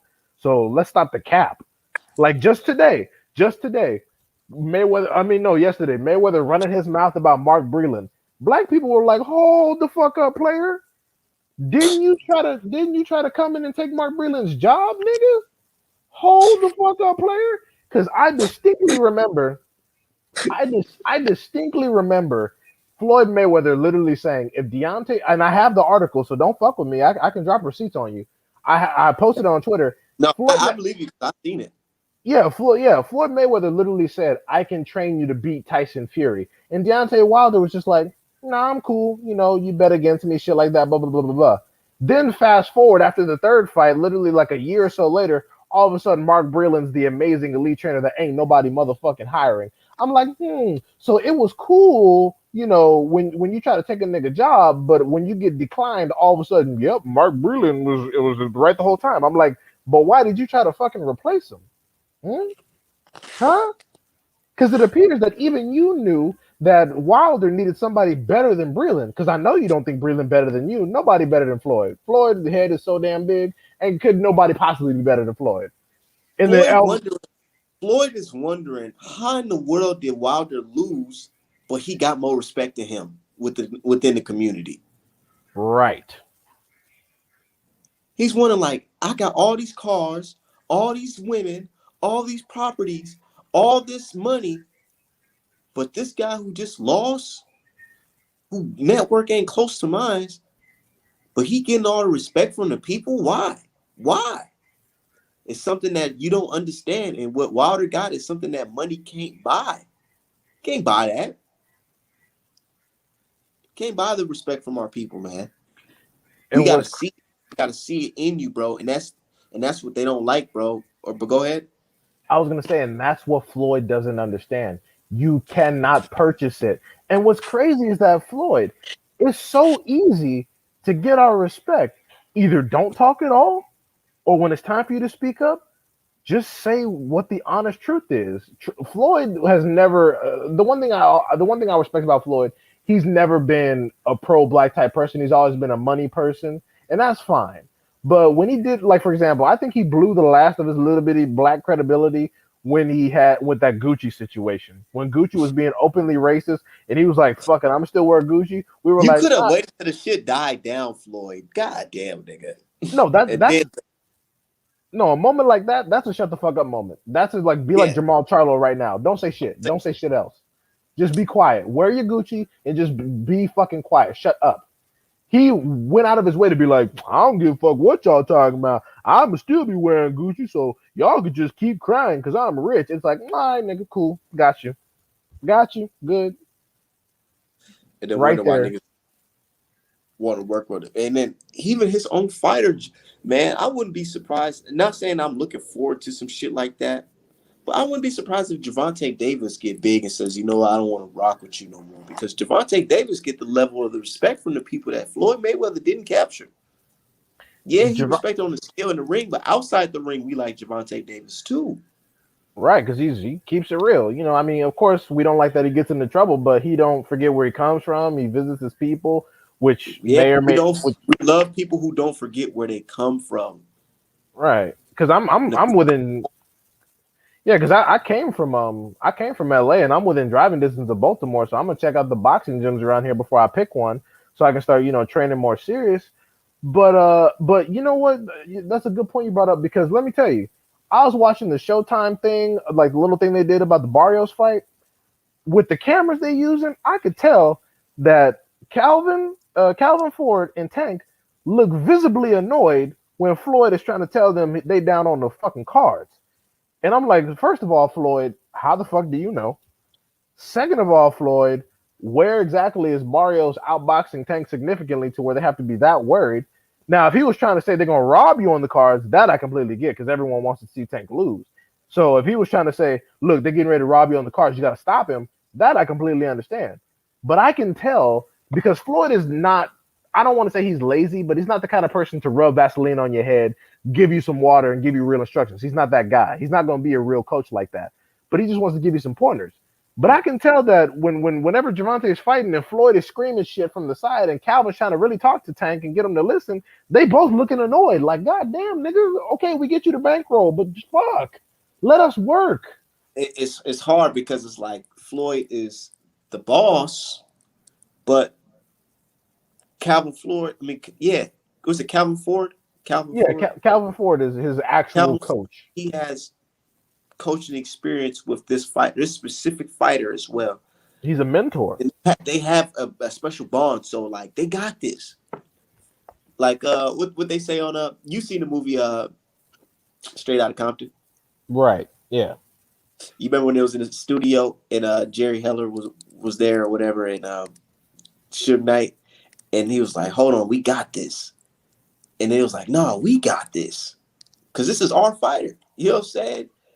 Yeah. He knows what's going on. This is his thing. This is his fighter. Even though you're the overseer, this is my fighter. I've been raising up since he was a child. You didn't teach him how to do this. I did. Yeah. Floyd, like it's different with Canelo and Reynoso. Floyd is like Tank and Calvin are Eddie and Canelo. Mayweather Yeah. think that he Honestly, Reynoso. Yeah, yeah, exactly. Minus the PEDs. Mayweather think he Reynoso, and it's like, no, dude. Like, we understand you're the banner, you're the promotion, you're the money, and you can give some tips, but like, you're not gonna again, you're not gonna rub Vaseline. You're not gonna give round to round instructions. And fucking even during the Santa Cruz fight, I could literally hear Mayweather louder than I could hear Calvin. It's like, god damn, give Calvin some respect, just back up some. Like, we understand that you want to be involved because you only see people through your own lens and through yourself. Like, you see Tank as an extension of you and not his own fucking human being. And I can appreciate the matchmaking skills and how you're moving him and how you're developing his career. But during the fight, nigga, just chill some. Damn. Cause the worst thing you could do, cause I got kind of worried with the Santa Cruz fight because I thought that Mayweather was trying to turn him too much into a boxer. mm, And when I say that, I'm not saying talking about improving his skills. I'm talking about reducing his ability to finish an opponent because they will fuck around and rob Tank.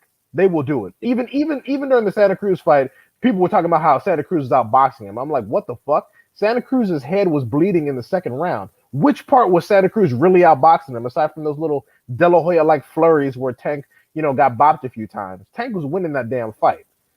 And even in round 6 when he got the knockout, I was like, oh shit. I was like, Tank, you need to get this shit over with, bro. I can already smell some bullshit. You need to just get it over with. And it's funny because Mayweather said the same shit. He was like, look, you just need to go in and just end this shit, man. And then Bobby got it done. So I can see that, but I was kind of worried that Mayweather's trying to, he's trying to teach him to not finish an opponent, to not apply his power, just to box and jab from the outside. I'm like, that's great, but you can still fuck around and lose and get robbed. So you don't want Tank to lose his killer instinct, to lose his edge, because he's not Haney, he's not those people. He has that one punch eraser, and he needs to use it as often as possible when you got it. Like, look at Tommy Hearns, like there was. Yeah, like Tommy Hearns, they was playing footage because he just fought Durant and Top Rank put the shit on Top Rank put it on YouTube. Hearns was a boxer, don't get it twisted. He had a great jab, but when he had the opportunity to finish you, he cut your head off. Like, you see that right hand he hit Durant with, he unplugged that nigga's controller. he set him up with the jab too. He was just lining him up. Yeah, It's like just like Tommy Hearns did not waste that opportunity to clear you out. Like, he did not waste that opportunity, and that's very important for fighters. It's great to be a pure boxer, but if you have you not know what matches I don't like? Matches what, where they're just fighting and they just get on a cruise control and they just let it go all 12. Nobody really like says fuck it, I'm gonna risk it all. You know what I'm talking about? Them type of fights where they don't nobody takes a risk. They're just jabbing and staying behind a jab and just shelling up and clinch and then let it go all 12. yeah, Some it's fighters do Canelo. that. I don't like that shit.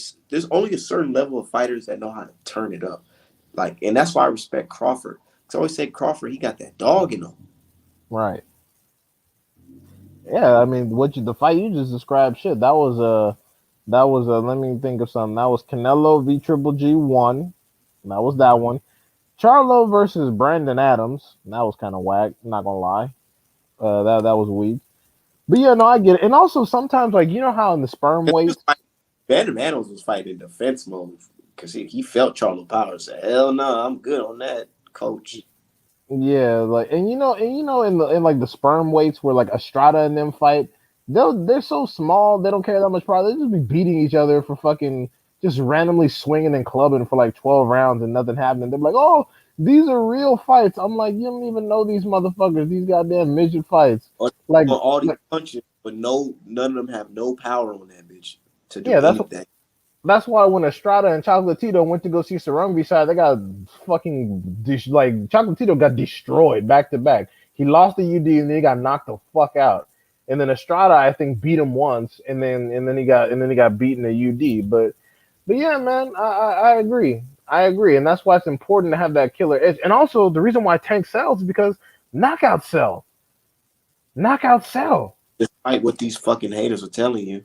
Yeah, they only change the rules for black fighters. When a black fighter can box, he has no power. When a black fighter is a KO machine, it's because he ain't fighting nobody or he's weight bullying people. It's like, all right, bro, okay, But then you put your favorite fighter in there and they be going all 12 with these niggas. right, right. Ain't couldn't knock out a fucking cold. Craziness, And I think, let me see who else. I think below shit. Does anyone below fucking like 175 even have crazy KO knockout, one punch knockout power like that? Aside from Tank? Anybody? No.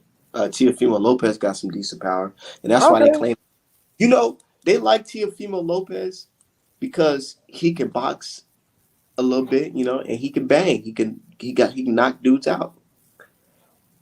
They like him like they like Tank, but they know he can't beat Tank. They know Uh, Tank's skill is superior. 100%. And Tank is just But has faster hands. yeah, like I always say, man, Teofimo Lopez, man, he fights like a poor man's Tank and Devin them. Just the guys that come out of that Mayweather gym. You know who Yeah. I'm talking about, the prime guys. Right, yeah. I was talking to somebody about that today, actually. They got mad on Twitter when I said that Tiafimo folds under pressure. He was like, how? He dominated for all 12 rounds. And I'm like, he dominated, but not for all 12. The moment Lomachenko decided to actually press him, he started fucking wilting. Like from rounds 8 through 12, it looked like he got his ass whooped the whole fight. And I'm like, imagine if Lomachenko, for whatever reason, imagine if Lomachenko wasn't a bitch and actually decided to press him from round one. That fight would look a hell of a lot different.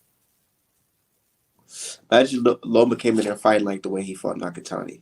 Right, because we all saw Nakatani versus Lopez, and it's like, nigga, you struggling That against was him. nice, but now I'm starting to believe maybe Lomachenko wasn't all the way 100% in that fight, like he say. I'm giving Lomachenko the fucking Wilder treatment, not even because of the shoulder. This nigga said all kinds of shit. This nigga said the CompuBox was hacked. Oh, He he said that Bob Arum personally bribed the judges, and I'm like, bruh, why the fuck would Bob and they Arum bribe the judges when both of his fighters are guaranteed to win? What the fuck? and they think that's not crazy. They talk about his own coach Spike the Water. This nigga is saying the very person who signed him and put money in his pocket paid the judges to give it to Teofimo Lopez Right, as if Bob was gonna lose. Two while top he's ranked still a fighters. Right, yeah, two top ranked fighters fighting over belts, acting like Bob was gonna lose. I'm like, bro, do you not understand? Y'all both top ranked. Bob winning regardless. Why? Who gives a fuck who wins? Why would he bribe anybody? That's why all the conspiracies that were like, oh, they didn't expect Lopez to win, Lomachenko this, Lomachenko. I'm like, Bob don't give a fuck. Both y'all top rank. He winning regardless. What are you talking about? Like, bro, Bob don't care. Shit, if anything, I think he put Lopez in there to get. Bob win from this fight. Anyways, because here we are today, we're seeing Teofimo Lopez versus George Kambosos. If we ever get it.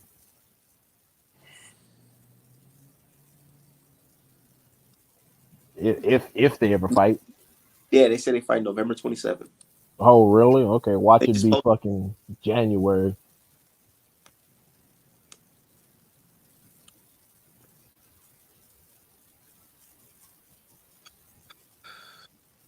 Shout out to this dude, Chronicles of the Nappy Red. He just tweeted me. He said, just got the Joe Louis hoodie in the mail. I can't wait to get cooler so I can wear it.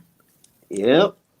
Shout out to everybody that's shopping on the website, artmanapparel.com. We just be here cooking, dude. Real shit. And I always tell people, you can hate on me all you want. You can't hate on this art. That's This true. shit is fire. Yeah. I'm Somebody I'm told me.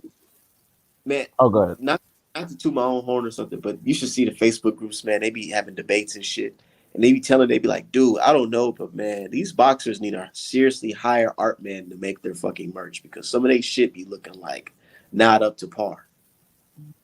And I'd be Nah, like, hey, not to hate on the dude making they shit, but I'm just like, yeah, I could be a helping hand. I do agree because I mean, I don't really pay attention to some of the media, but some of the shit they got for their t-shirts and corner gear, some of that shit is garbage. I'm not gonna lie. It's like, bruh, did you make this shit yourself? Like, did you get this shit from Michaels? Yeah, no, seriously. Some of it's trash, yeah. Like, not that it matters, but yeah, some of it is trash. They would do better if they if they did hire you to do some of their work. Because I've seen some of it, and I'm like, oh, this is you would have done better just putting your name on this bullshit. I don't know what the fuck this shit is. Yeah, bro. But yeah, what else would you say though besides that? Damn, Oh somebody got shit. they crazy outside.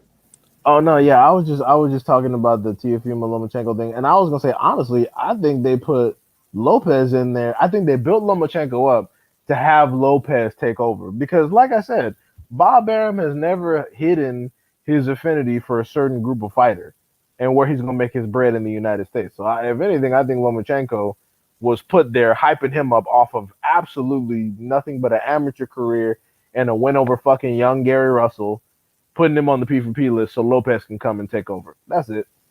And then when shit got real, and then he would have had to fight Haney anyway, all of a sudden it's, oh, franchise this, franchise that. I'm like, oh, of course. Of course. Another thing Bro, I said while you were gone was I wouldn't be surprised if let's say what I'm saying is actually right and Virgil Ortiz manages to get a WBA strap. I wouldn't be surprised if they elevate him to super champ and give him the same privileges as the franchise champ and then eliminate the rest of the belts. I wouldn't be shocked because only now they're talking about cleaning shit up. They've been fucked up for years and they're talking about cleaning shit up now. Now they're getting ready to fuck Ugas over. that shit is just like, what? What? Hey, I posted this on Facebook. It says Mike Tyson. He has a quote. He says, "Boxing is different from when I box. These guys are businessmen. I was a killer." And you know what I said in the caption or whatever? I Hmm. said, and that's why he got robbed of millions. Meanwhile, these guys today are retiring with bank. Right. They don't got to do podcasts, nigga, They don't gotta do none of that shit. Be on Chinese network and shit. and You know do what a I'm bunch saying? of garbage movies. Yeah, they don't got to do all that. Like Wilder, bro, nigga got a whole compound basically, man. Nigga Right. got a own indoor gun range. Nigga, what? I need that shit. He got it. Indoor. He owns like a fucking like that dirt track he be on. They be just doing that shit around his house and shit. Got guns everywhere. Shit. Yeah. Fuck it. Meanwhile, dudes like Crawford over here making 4 million a fight need to get on it. Nigga on it. Oh, look at my boy Caleb Plant looking snack ready. Pause. I'm talking about SNAC, not the fucking No, I you I put that together. No. know. Hey, what that nigga Jamal Charles say? He said they don't even spell that shit right. It's crazy with this bullshit situation with the WBA. They had me thinking this we talking about. Oh yeah, hey, he look kind of big right there. He look a solid 173, 74. Yeah, and Damn, I now didn't even know that was bro. This nigga look just like his fucking daddy. yeah, Shit. fish mouth Porter. Yeah. But yeah, come on, man. Yeah, white boy ready. Now the steroid rumors coming out. Oh look, he's clearly juicing. Clearly. Oh shit. We look at that. Two great skillful American boxers. And not a pet in sight. Apparently plants juicing, y'all. Oh, clearly he's got some back acne and he has a history of juicing, even though he's never failed a drug test. So in case he wins, allegations and conspiracies. Right,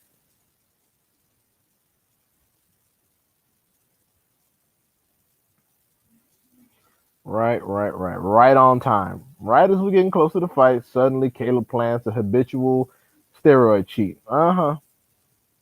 Right on schedule. They be like, look at that HGH gut. Get the fuck out of here. Yeah, first they said he was fat. Now it's GH gut. First they said he was out of shape. Now magically he's on steroids. Oh shit, man, it's gonna be some shit. If because Plant is bigger than Canelo, right? He's like 6'1".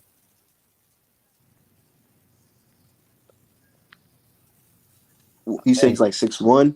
yeah, isn't he? Isn't Plant bigger than Canelo, like height wise? I don't know, but I got trolls in here trying to sneak in the chat.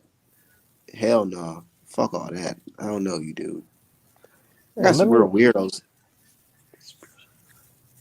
Yeah, the same people that keep saying that we're like the bottom of the barrel can't seem to stay out our fucking business. I say that. Yeah, Caleb Plant height and reach. He's got a 74-inch reach and he's 6'1". Let me type in and see what Canelo got going on.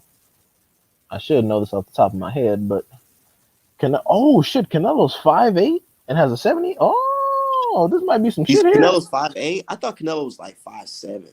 No, Canelo's 5'8", 5'9". Damn. If there's a part in the fight where like Plant like runs up on him and starts bullying him, oh man, that would be some shit. And it's funny too, because like I said, I think Canelo gonna win by robbery. That's just me. But if some crazy shit happen and he fuck around and lose, I'm gonna let you know, Art Man. I'm going full scale fucking retaliation for Wilder. I'm making fucking memes. I'm talking. No, you ain't. No, I'm you talking. ain't. I'm oh hell yeah. I'm making memes. I'm talking shit. I'm running around because all they're gonna do is talk about Wilder. As all they're gonna do is deflect to Wilder. Well, Wilder go. I'm like Wilder was supposed to lose. He started boxing at 20. This nigga got beat up by somebody we hadn't even heard of 20 years ago. 2 years ago, and he started boxing at 15. Fuck out of here. I'm gonna talk all kinds of shit. Not only is he white, he's white American. Exactly. Woo! Would y'all say Mega Plant? Y'all let Mega Plant beat y'all? Like That's what they like Trump. to say. Yeah, it's they like crazy to say. how they try to paint Caleb Plant as a racist against Mexicans simply for fighting Canelo. Like that shit's crazy to me. Like how is he instantly MAGA? And you know what I don't like?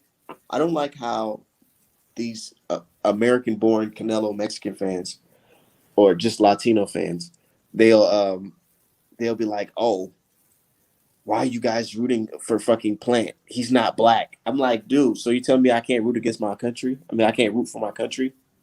That's exactly what's wrong with them. Because Yeah. that's how their brains work. So when you think a certain way, you expect everyone else to be as racist as you. No. They're like, why you walk? He's white, man. Don't you blacks? Yeah, don't you blacks hate white people? Why you going for him, man? He's not black. Like that's the shit they be trying to tell us, bro. Real shit. And I'm like, what? Yeah, they want us to be I, like them. I'm racist now because I don't like fucking I'm rooting for my fucking country. Okay.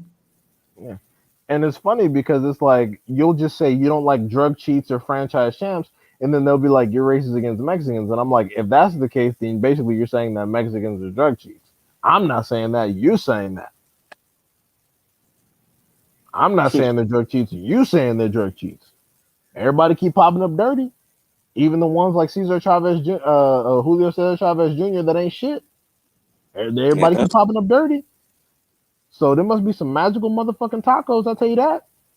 Dude, fool me once, shame on you. What they say? Fool me once, shame on you. Fool me twice, shame on me.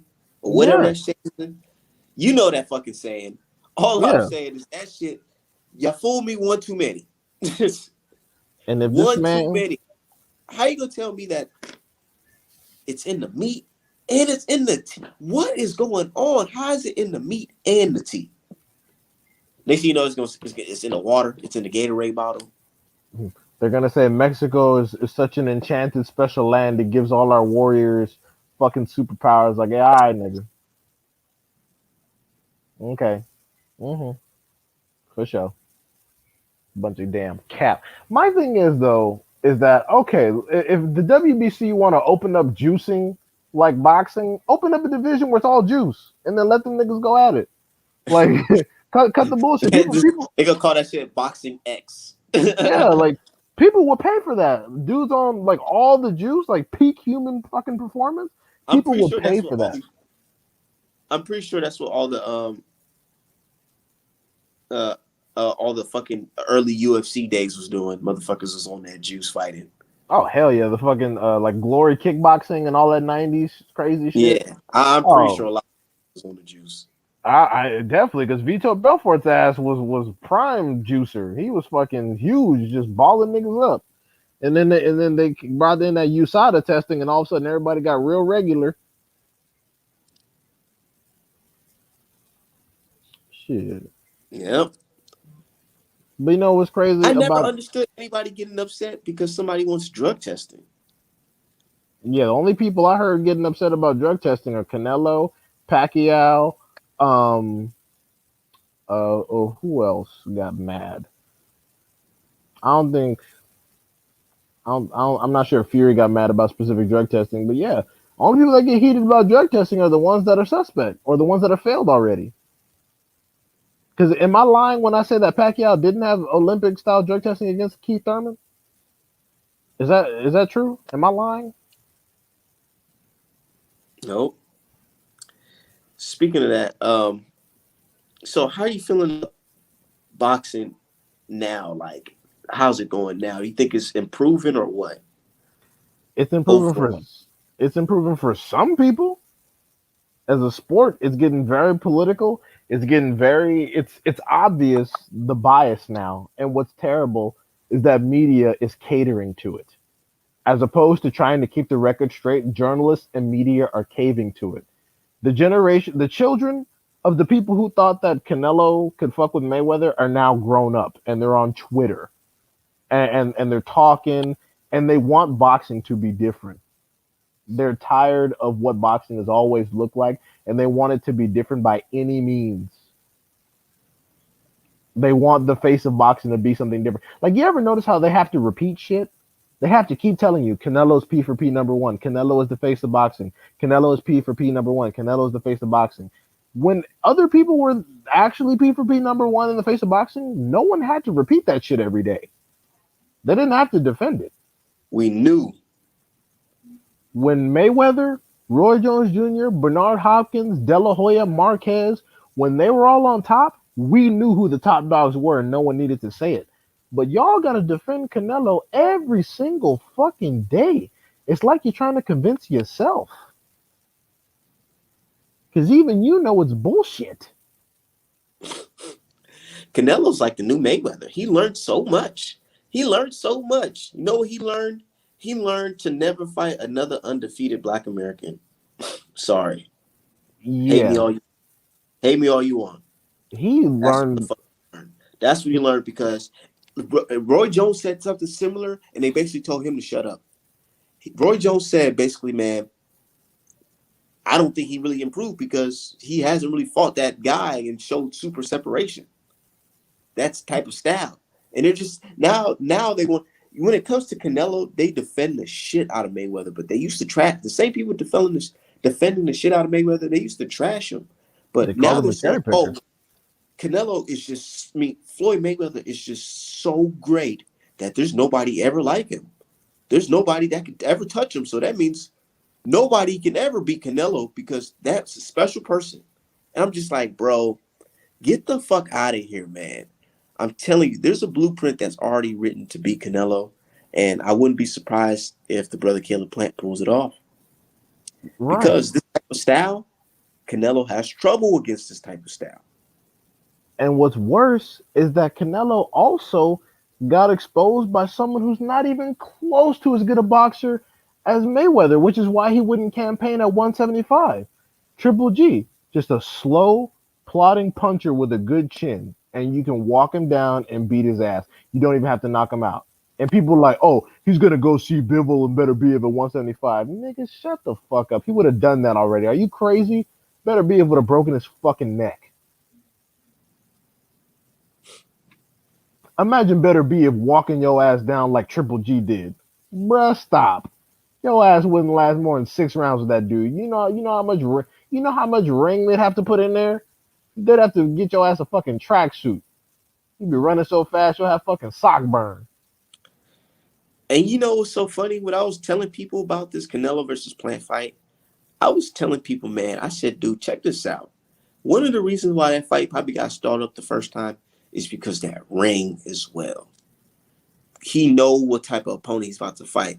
So he wants that ring small for a Tiny. very he wants it so tiny that motherfucker you can't go nowhere. Just He right in the wants you. middle. He wants you to bang. He wants you to bang with him, Yeah. so he can Because tap you. he knows he's gonna get tired, keep on trying to chase you. And when he least expect it, you're gonna jump on him and then jump back out like Laura did, and it hurted him because he's like, fuck, I can't keep up with this guy. Yep. Yeah, And he wants. even if you want to say running, well, nigga, in boxing is hit and not get hit. So he still hit you. It's not like he just came in there and just ran around the ring. He still hit you. And you ain't hit him back. So therefore you lost, nigga. It's that simple. And he don't want that. So he's gonna go into the fight. The ring's gonna be I'm pretty sure the ring's gonna be fucking small. Um,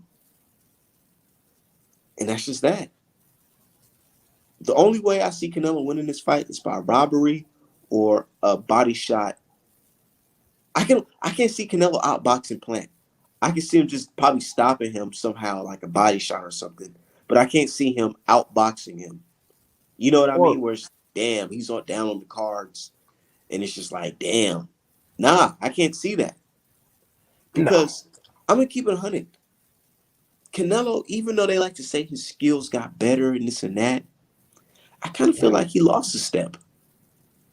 Yeah, because his competition got lower. He got so confident that he's a godlike person. He hasn't fought nobody of that He said, caliber. okay, he says, bro, you act like Canelo can't box. Canelo Well, can box, who the but fuck look said who that? he's boxing against. Somebody with a style that gives Canelo trouble. And y'all know this, man. It's not because y'all gonna say, oh, his resume. Canelo's resume is not gonna be fighting there that night. Canelo is. Said Floyd schooled Canelo. Yeah, I mean, he did, bro. He did. That, bro, you can literally show that footage of Canelo fighting Floyd to like a classroom full of students of the game and saying, hey, this is how you effectively nullify everything your opponent brings to the table. And what's worse than that, not only he schooled them not only in the ring, but he also schooled them outside of the ring, giving them tips. But what's worse is that video, and this is not, I don't mean to be prejudiced, that video, that footage, that fight is literally how you beat them all. Because none of the Ooh, is that what you're saying on my channel? That's how you beat the Mexican style? That's how you beat them all. And what's worse is that because Canelo is literally the best of them. So that means that implementing that game plan will work on them all. That's why they want to keep Valdez away from fucking. That's why they want to keep Valdez away from Like from Shakur Shakur and Herring. and Herring. He's not gonna fight the winner. He's not gonna fight the winner. I hope we all clear on that. He's not gonna fight the fucking winner. He's not. What's going on, brother Mike? What's up, my black African brothers? What's happening? How's it going, bro? Shit, all right, all right. Seeing what y'all brothers up here talking about. We talk about a little bit of everything, man. Canelo versus Plant. I like the fact that Plant is fucking with Canelo's mind right now. Right. He Man, on his ass. I don't give a fuck who winning, man. If the odds is too good, I might just put 50 on Plant. Fuck it. Man, it's all about taking risks. I put that on Wilder. I said, fuck it. I don't give a fuck, man. You only live Right on. once. Yeah, For fuck sure. it. And I'm fuck around and turn around and double back on Plant. I'm not gonna lose no. If $50 ain't gonna hurt me, no. So depending on what the odds is, and you know, whether that motherfucker Tay Jones say, I might just put $50 on him. Fuck it. You Because see he know it's pictures, betting though. pictures of Plant. No, I said Tay Jones, that motherfucker know it's betting. So if he say something, the odds switched up at the last minute, you might as well go and listen to the man. They ain't Yeah. gonna hurt. The $50, $25 ain't gonna hurt for you to make a little couple dollars. It ain't gonna hurt nothing. What about Sure. 1,000? Nah, I ain't gonna bet no goddamn 1,000 on that shit. I ain't got it like that. Shit. I bet Hell, I just bought a bolt action rifle yesterday. Shit. And I gotta hide that from my old lady. I can't even post it on Facebook. ooh, can't even post it on the gram. Man, Hell no, I gotta I hide it. got me version right here. Little AR pistol. Nah, I bought a bolt action rifle. A little Yeah, 17 FMR. man. Yeah, got to keep it on you. You know Yeah. what I'm saying? I just But No, came from California, I so got I'm a about to Ruger upgrade my hey, 5.7. little arsenal. those in the disclaimer in the chat. I'm a legal gun owner. We just Americans having a conversation about our fucking Second Amendment right. You know, just doing American things. But go on. No, I got a couple guns. I got I got two Rugers. I got a Ruger 5.7 and a PK 380, and I got this bolt action rifle. I could buy AR any day, but some of my guys they make their own shit. They don't come with cereals, Ooh. Oh shit. Okay. so I can't even fuck with them. Some dude in Yes, the sir. chat is like, Plant has to be able to hurt Canelo. Like, no, he doesn't. It's called boxing, not knockout. There's, Yeah, like I said, I mean you're right. Look at Harris. Tony didn't hurt Charlo that bad, and whooped he his ass. Yeah, whooped his yeah. ass, man. I mean, um, Floyd didn't hurt a couple of those guys bad, but he boxed them to to a decision. So like Sandor didn't hurt Mikey at all. that's what I tell people all the time is the problem with Sean Porter, no defense, Yeah, no defense.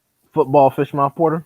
Yeah, no defense. Like if he had some defense, he probably would have won a couple of them fights he lost, but no defense. Now Yeah, Canelo, the problem with him is people just need to understand that he's just studying you. And he's just gonna show up and give you good punch placement and have good stamina. He ain't fighting Mexican style no more. No more. Watch all of his fights. He ain't did it. Since he got Triple G, when Triple G was like, yeah, fight Mexican style, he's like, yeah, okay, I do it. When he got in that ring, he didn't do it. It You know tricked what him. I be thinking sometimes, yo? You know what I be thinking sometimes? You ever go sometimes when I watch that Triple G versus Canelo 2, I think to myself, is this his greatest performance? Because if it is, I don't think it's enough to beat guys like Benavidez, and I know they're gonna hate when I say it, Charlo as well. Because the Yeah, dude looks so small in there yeah. compared to Triple G in there.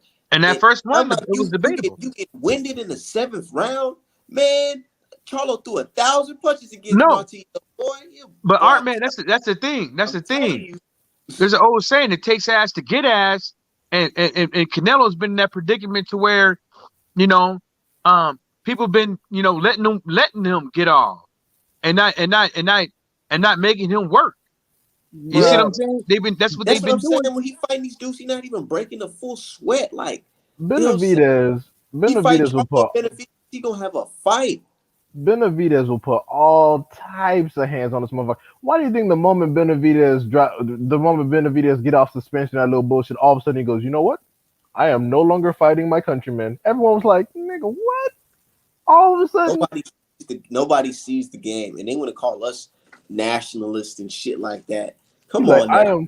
I am no longer fighting Mexicans. All of a sudden, now that Benavidez want that ass, I'm like, man, you know that boy put all types of hands on you with them quick ass. But he'll like machine gun punch your titties off. Like, bro, get out of here. Yeah, Nigga, come on. yeah, but Like, bro, let a black dude say that. team sport? Is this a team sport? Because if that's how we play, us brothers might just form the fucking Black Panthers of boxing. We ain't fighting none of each other. Hey, We but fight wait a all minute, y'all. Art man, they're already insinuating that already. What the fuck you talking about? Right? Yeah, they want Haney Every and time we Tank to turn fight. around, Yeah, it's they like we want think Haney it's and a Tank to humility. fight. Yeah, they want Haney and Tank to fight, and then they want Andre and Charlo to fight, but they don't want them to fight nobody else. They say, oh, they need to fight amongst themselves. And they know it will be a very good, high skill, action packed match. They know it. That's why they Exactly. will watch. But they're like, can you go fight each other instead of fight us? Because And, they Yeah, already and then know what the fuck they're gonna do. look at poor old Ugas talking about some. I ain't black. I'm from South America or whatever. And it was like just because you don't speak English, don't mean you ain't black. Get in line, nigga. look at Laura. Look He at just Laura. Yeah, that's Yugas. what I'm saying. Get in Hey, line, Yugas just nigga. got he just got the nigga wake up call, didn't he? Didn't Who he just guys? get yeah, didn't he just get Oh the nigga yeah, today? WBA was like, oh yeah, you black niggas, you got to come Yeah, see Stan son. Jonas. I don't care if you speak Spanish, nigga. If you eat out of tinfoil, nigga, I mean aluminum foil, your ass got to fight stenosis because we say so, and that's law. Yeah, because we're trying to get you up out of there. We don't want you in there. So And where he because come from? Cuba, Where does this stand on? But oh that's the thing is like, Lithuania, Lithuania. yeah, Lithuania. that's what I'm saying. It's like where like that's why I wish like uh Vice TV and all these guys were really looking to these guys because something ain't right. It's always these weird motherfuckers coming out of nowhere and getting shots over somebody else for no specific reason at all. Oh, it's for a reason, all right. Like if Oscar De La Hoya got caught with fishnets on, what else they got on everybody else?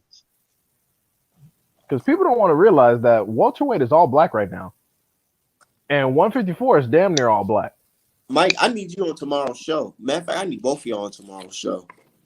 What is it about? Yeah, What what you can I get got? along?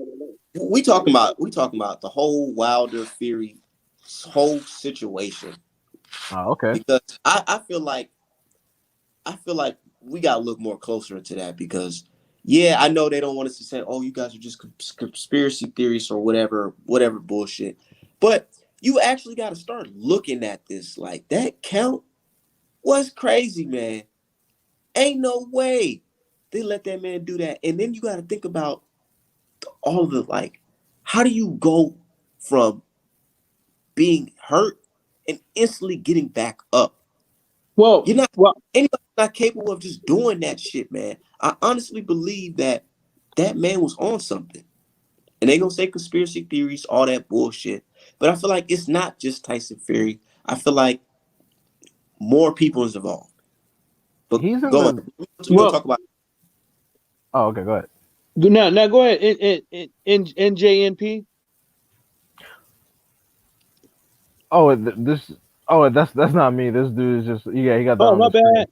Oh no, it's all good. D I High. would. My bad. My bad. Sorry. I'm sorry. No problem. I'm just gonna say that I put Tyson Fury in the same category as Canelo. To be honest, you piss hot once, and then you show me what you're showing me. You getting heavier, maintaining a stamina, etc. I'm gonna assume you still on because why the fuck would you stop? How do you expect to get better? Especially when you're going up against, I mean, Canelo. Yeah, I understand why he might have taken the break because he wasn't fighting no damn body. But a Tyson Fury, especially like it was some bullshit to me from the very first fucking fight because you're over 30, you lose over 100 pounds in a single year, and you come back and you just taking headshots like crazy. Like what? Andy Ruiz ass lost a gang of weight, and he almost got destroyed by 40-year-old Areola. I'm not saying he wasn't on no juice either, because I know how Reynoso Camp is, but there was a clear difference in performance. His hand speed slowed down a little bit. He slowed down a little bit. His chin weakened. This nigga come back like fucking Terminator? Nigga, what? and it's like he made that the way he got knocked down and got back up, I feel like it was worse than the fucking first fight. You know why? Because he literally sat there like he was trying to back Wilder into the corner, and Wilder literally like lined him up perfectly and fed him that right hand coming at 238 pounds, probably weighed like 240 something that night. Off the back foot, by the way. Off the back foot, but he still pressed forward with it.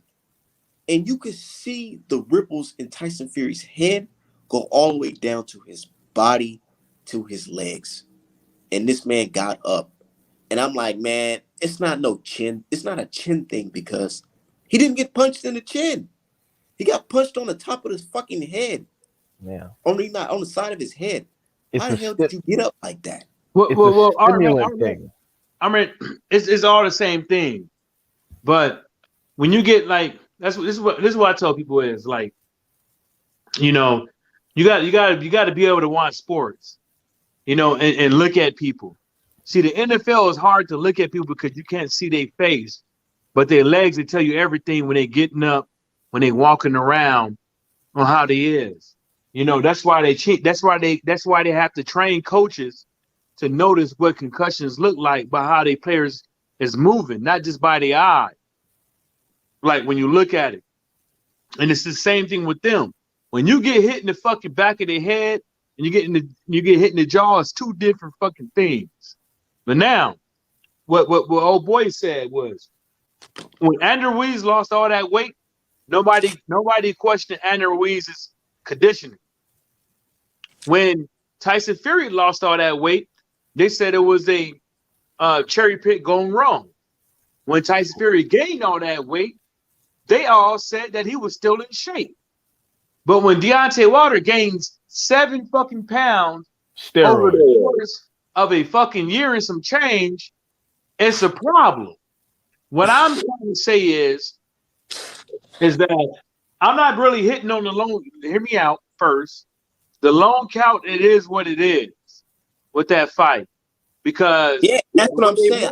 Hold on. They gotta go back and reverse it or not. I'm just saying. Because the way they bitch ass rules is written. But now, when you look at everything surrounding Tyson Fury, is always something. How come Deontay Wilder can't get a long count? How come Deontay Wilder, you call it a KO, but he's getting up and he got up. Wave that shit off immediately. How come every single time around this guy, there's always something. You either give him a way out of a fight, you hook him up before the fight, or if something happens and mysteriously you let him off by from analytical findings, bad ethics, or whatever the case may be. How come every single time with this dude is something? Always, nigga, I'm at the fight, right? Shout out to that lady that gave me her ticket. But I'm at the fight and I'm looking at the Jumbotron or whatever. And I'm just like, they're showing us a little mini documentary about long count, trying to make it seem like this is something special in boxing. I'm like, what the fuck? This ain't nothing like you should be bragging about or even celebrating. So they talking about they got a little make-believe Tyson Fury character in there. They got Jack Reeves breathing all in his face, whatever, waking him up. And I'm like, bro, how the hell are you gonna show the fans about some long count bullshit and then go into the fight? I tell you, I can tell you why. Because this is the same thing I told, because I was on my buddy Watcher channel for the fight. And I tell you why they did it. Because watch how they presented it to everybody. They presented it to everybody that it wasn't a long count. They basically telling everybody, fuck what Deontay Wilder is saying, fuck what all these other fighters and trainers are saying, it wasn't a long count. Yeah. That's the reason why they did it. Because why else would you play something properly? Because that's what it is. It's propaganda. Like when you listen to Malik Scott on 78's interview, he's telling you about people. He's telling you how people market themselves, and he's giving you the key terminology for certain things. He's literally telling you. And then when you see that thing, they basically giving you propaganda against Deontay Wilder. That's the reason why when you look at it's a top-ranked event, when you look at the build-up to all these fights and you start looking at everything, they telling everybody out there that Wilder is going to lose. Every single video that PBC had, when it comes to them, Wilder and Fury beat a build-up 1, 2, 3, 4, 5, or whatever. They telling you subliminally via propaganda that Deontay Wilder is going to lose. That's the reason why you have all these motherfuckers come out the woodwork that don't watch boxing, that's telling you at work, oh man, you know, that dude, man, he bad in the motherfucker, blah, blah, and don't know nothing about him. Don't know nothing about him. Don't know who he fought last in the last 3 years. They don't know. They don't know why Tyson Fury didn't get in the ring for a year and some change. The only reason why they know that is from the propaganda videos that was leading up to the fucking fight. Because that's what's on Facebook. That's what's on Twitter. That's what's on everywhere. Even if you don't want to know, Facebook is putting on your timeline for you to look at it. That's the reason why you look at boxing right now on your Facebook. It's showing all this Tyson Fury bullshit to where you gotta click a goddamn button for you not to see these hoes. That's the reason why on Twitter, when you come on or on social media in general, it's giving you all Tyson Fury. even before the fight even happened. They telling you Deontay was going to lose, like they miss Cleo. Mm. That's the reason why I don't. That's the reason why boxing is one of these things. Is you can't look at in the NFL. You can't look at the NBA and they come into boxing. I mean, in the UFC and they come into boxing. They're acting like this shit is fair. Somebody said, well, corruption goes in all sports, basketball and baseball and all that shit. What makes Well, boxing different? Because I well, I heard tell that. you what makes it different. At least they have a players association. Boxing ain't got shit. Boxing got a whole bunch of people out there worried about themselves. What's that dude? Michael, the boxer that got cheated, he got to appeal to the WBA. Mm. He just posted Boxing, on his Twitter, and he got to appeal back to the WBA. But guess what? Every time he appeal or every time he want to talk to the WBA, he got to come out the pocket. Look at their rule. That's the Yeah, reason why they have it. See, that's the reason why it's like that. In the NFL and NBA, their players don't have to pay money to petition their shit. In boxing, if you have a bad ruling or whatever the case may be, and you want them to hear you, nigga, you gotta pay. If you want to sue them, nigga, you gotta pay because how many lawyers out there that even know boxing rules and shit like that, they even go out there and file the paperwork to even do the right job. bro, boxing is so corrupt, and we see it all the fucking time. Imagine if this was in the NFL, where a fighter goes into a fight as a replacement. The guy comes in the fight with loaded, or his glove is fucking tampered with. Then everybody asking, how did this shit get by? How did it get by? Nobody answering for it, but they still let him go on and fight after they fix it. You go in there and box the dude, box his heads off, beats him, and then they clearly robbed him. I mean, it's like, bro. There's a lot of people who hate black people, but I've not seen them say that fucking Fox lost that fight. Because they'll tell you, fuck no, ain't no way. Then, a couple moments later, a judge of the fight comes out as a racist. And it's not just, oh, we overheard her. You can see her tweets. So no, she got therefore, exposed. She you didn't come can out. She got prove, exposed. you can prove racial intent. You know what I'm saying? So, and they still say, you know what? Even after all that, we ain't gonna reverse the decision, but we'll let you get a rematch. The thing about boxing too is that boxing, If that shit happened in basketball, bro, that's man, what? but Come on, bro. boxing, Lives matter, all types of shit outside they doing. Mm-hmm. boxing is one of those rare things though, because boxing, the thing that makes it unique, what people that don't understand is that some people in boxing, you can pick your opponents. You have to sign a contract. Two parties have to come to agree. In NFL, NBA, all of the team sports, shit like that, it's a simple tournament bracket system. You beat these people, if they beat these people, you got to come see them. And they want Boxing, us to believe that it's some type of bracket like that, but it's really not, it's man. whatever the bodies fucking say it is. It's Well, whatever the bodies say it is. Like, we all don't think that Stanionis punk ass should be fighting no damn Ugas. But it well, is what it is because the WBA said so. well. That's what I'm saying is that when I was hitting that, see, I know people want to say, the government need to get involved. Every time the government get into something, they fuck it all up. What Yeah. needs to happen is these players need to step to these guys and tell them we gonna have our own. We gonna make a boxers association to where the boxers is holding y'all accountable. See what I'm saying? And the reason why I'm saying that is because all these boxers out there, if you look at them, besides a few, is out there willy-nilly on their own. They don't give a fuck about the next dude. If they got problems or blah blah whoop whoop whoop, you might hear them say this nigga's a cheater, blah blah whoop whoop whoop. They got these judges in his pockets, these sanctioning bodies in his pockets, these box commissions in his pockets, blah blah whoop whoop whoop. But it's all fun and games until it's your turn up. And that's the reason why, that's the problem with boxing is Think about that it. it's every man for them fucking selves. Think about it, y'all. Why is it? Imagine, hold on, Art man. Okay, go ahead. Imagine Wilder, Crawford, Spence, Dominic Brazil, um, Edge. Sean Porter, all them fucking stepped up and got together, hold a press conference, and tell these motherfuckers enough is enough. Nobody will listen. You need No, somebody like Canelo or Lomachenko. no. They ain't, at We'll that point listen. they ain't gonna have no choice. At They'll that listen point because they ain't gonna have no choice because guess what? All these hungry ass motherfucking leeches out there gonna be talking about it. how dare them? Everybody gonna be talking about it. It's gonna be that'll be look at the look at how that will look as far as media wise not to talk about it.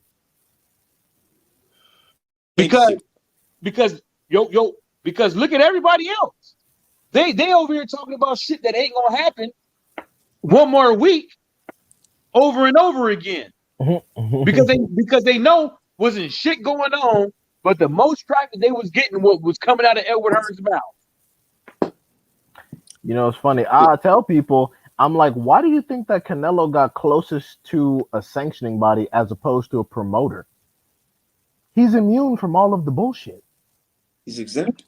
He knew that a promoter could be anybody, but the sanctioning bodies make the rules. Canelo figured out the game faster than anybody. Why do you think he got close to a sanctioning body and not a fucking promoter?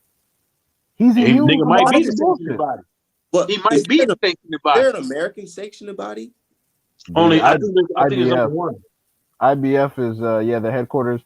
I think the IBF is the only one that's actually headquartered in the United States and is run by a black dude. And he fucking up.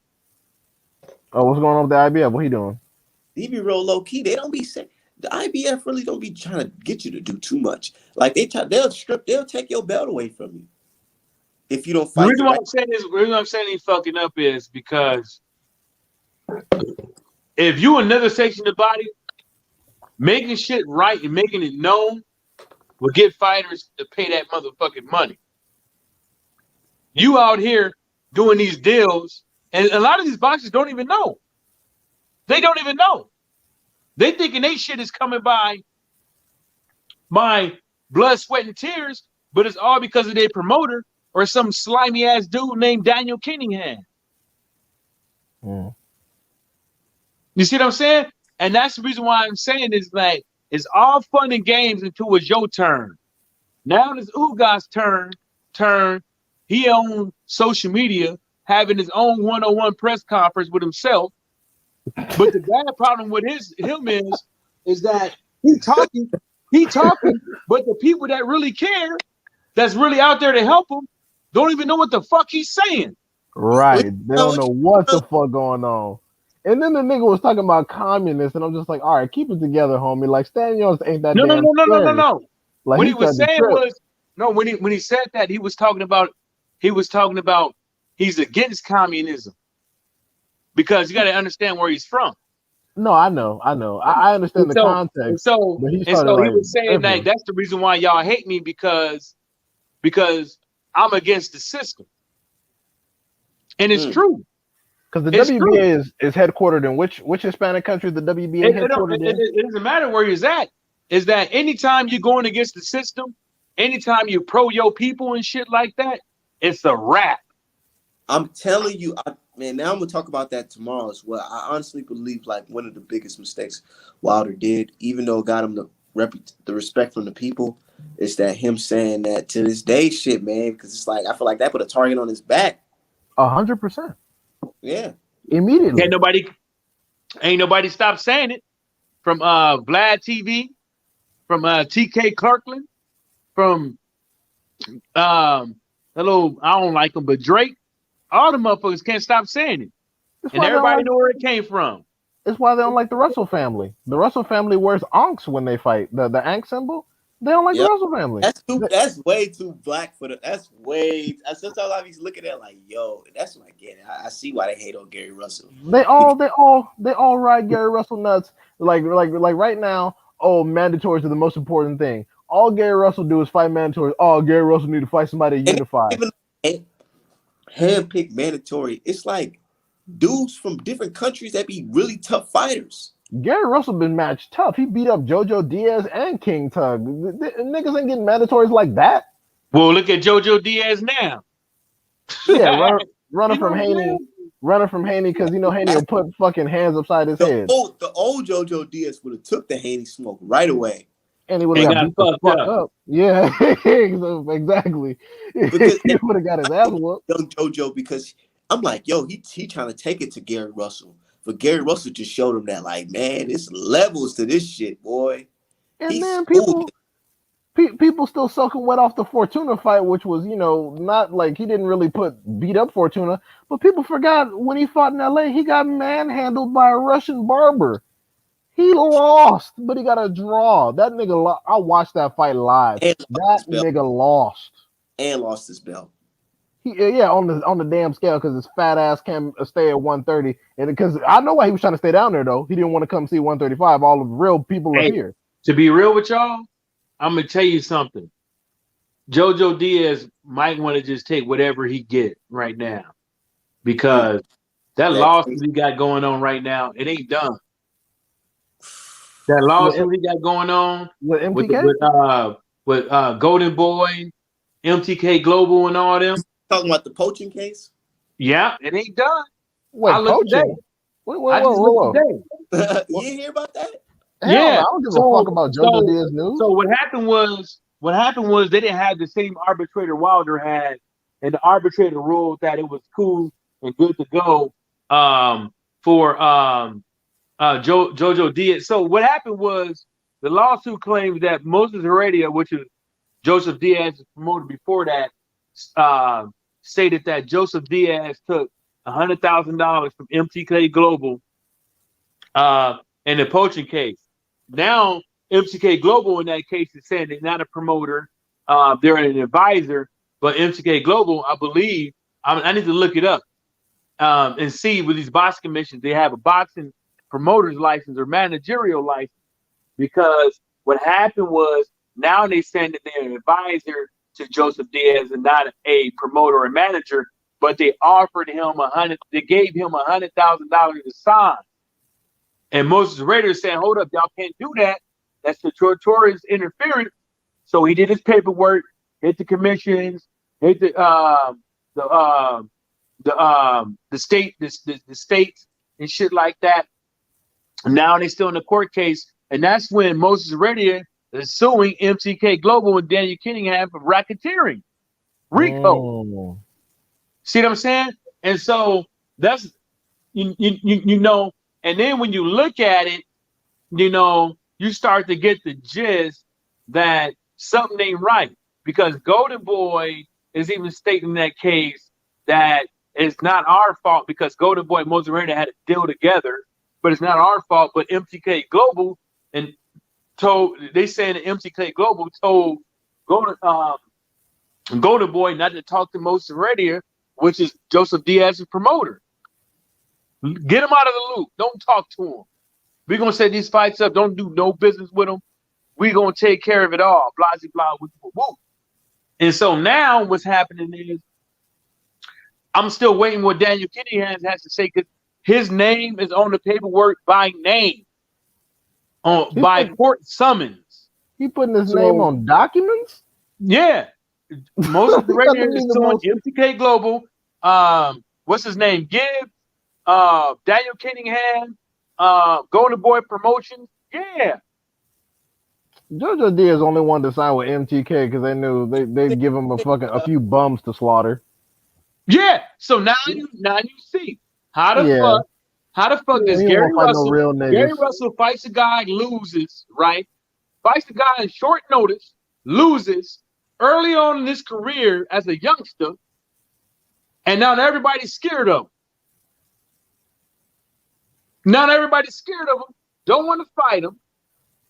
And this is the reason why I was saying years ago, there ain't no thing but for Gary Russell to do but to move up, because these dudes don't want to fight him.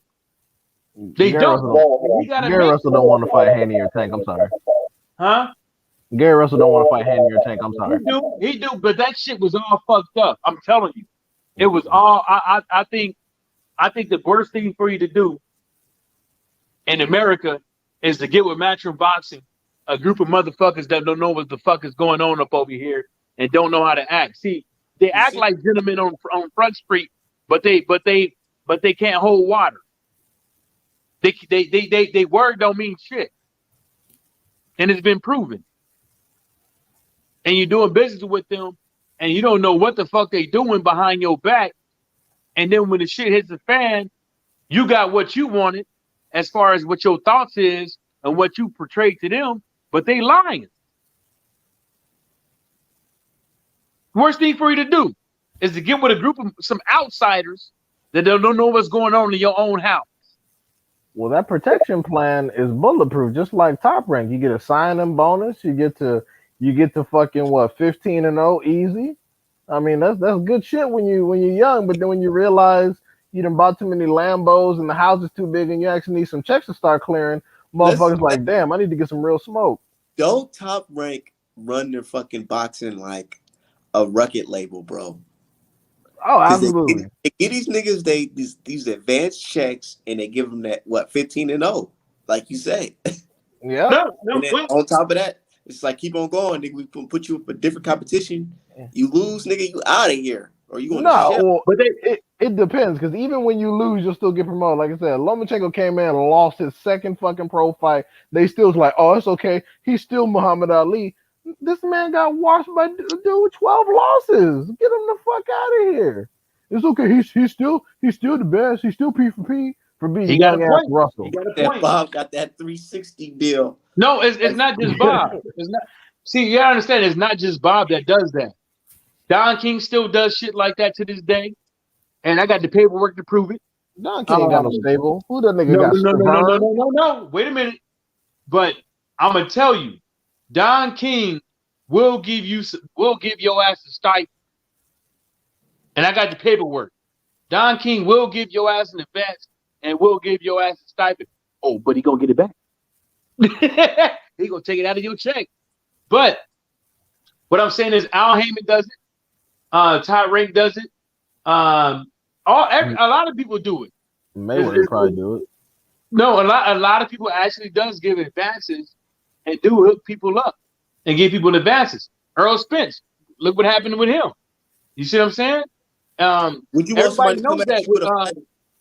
Everybody knows that with the PBC, if you don't make up over a certain amount, Al Heyman don't take a cut.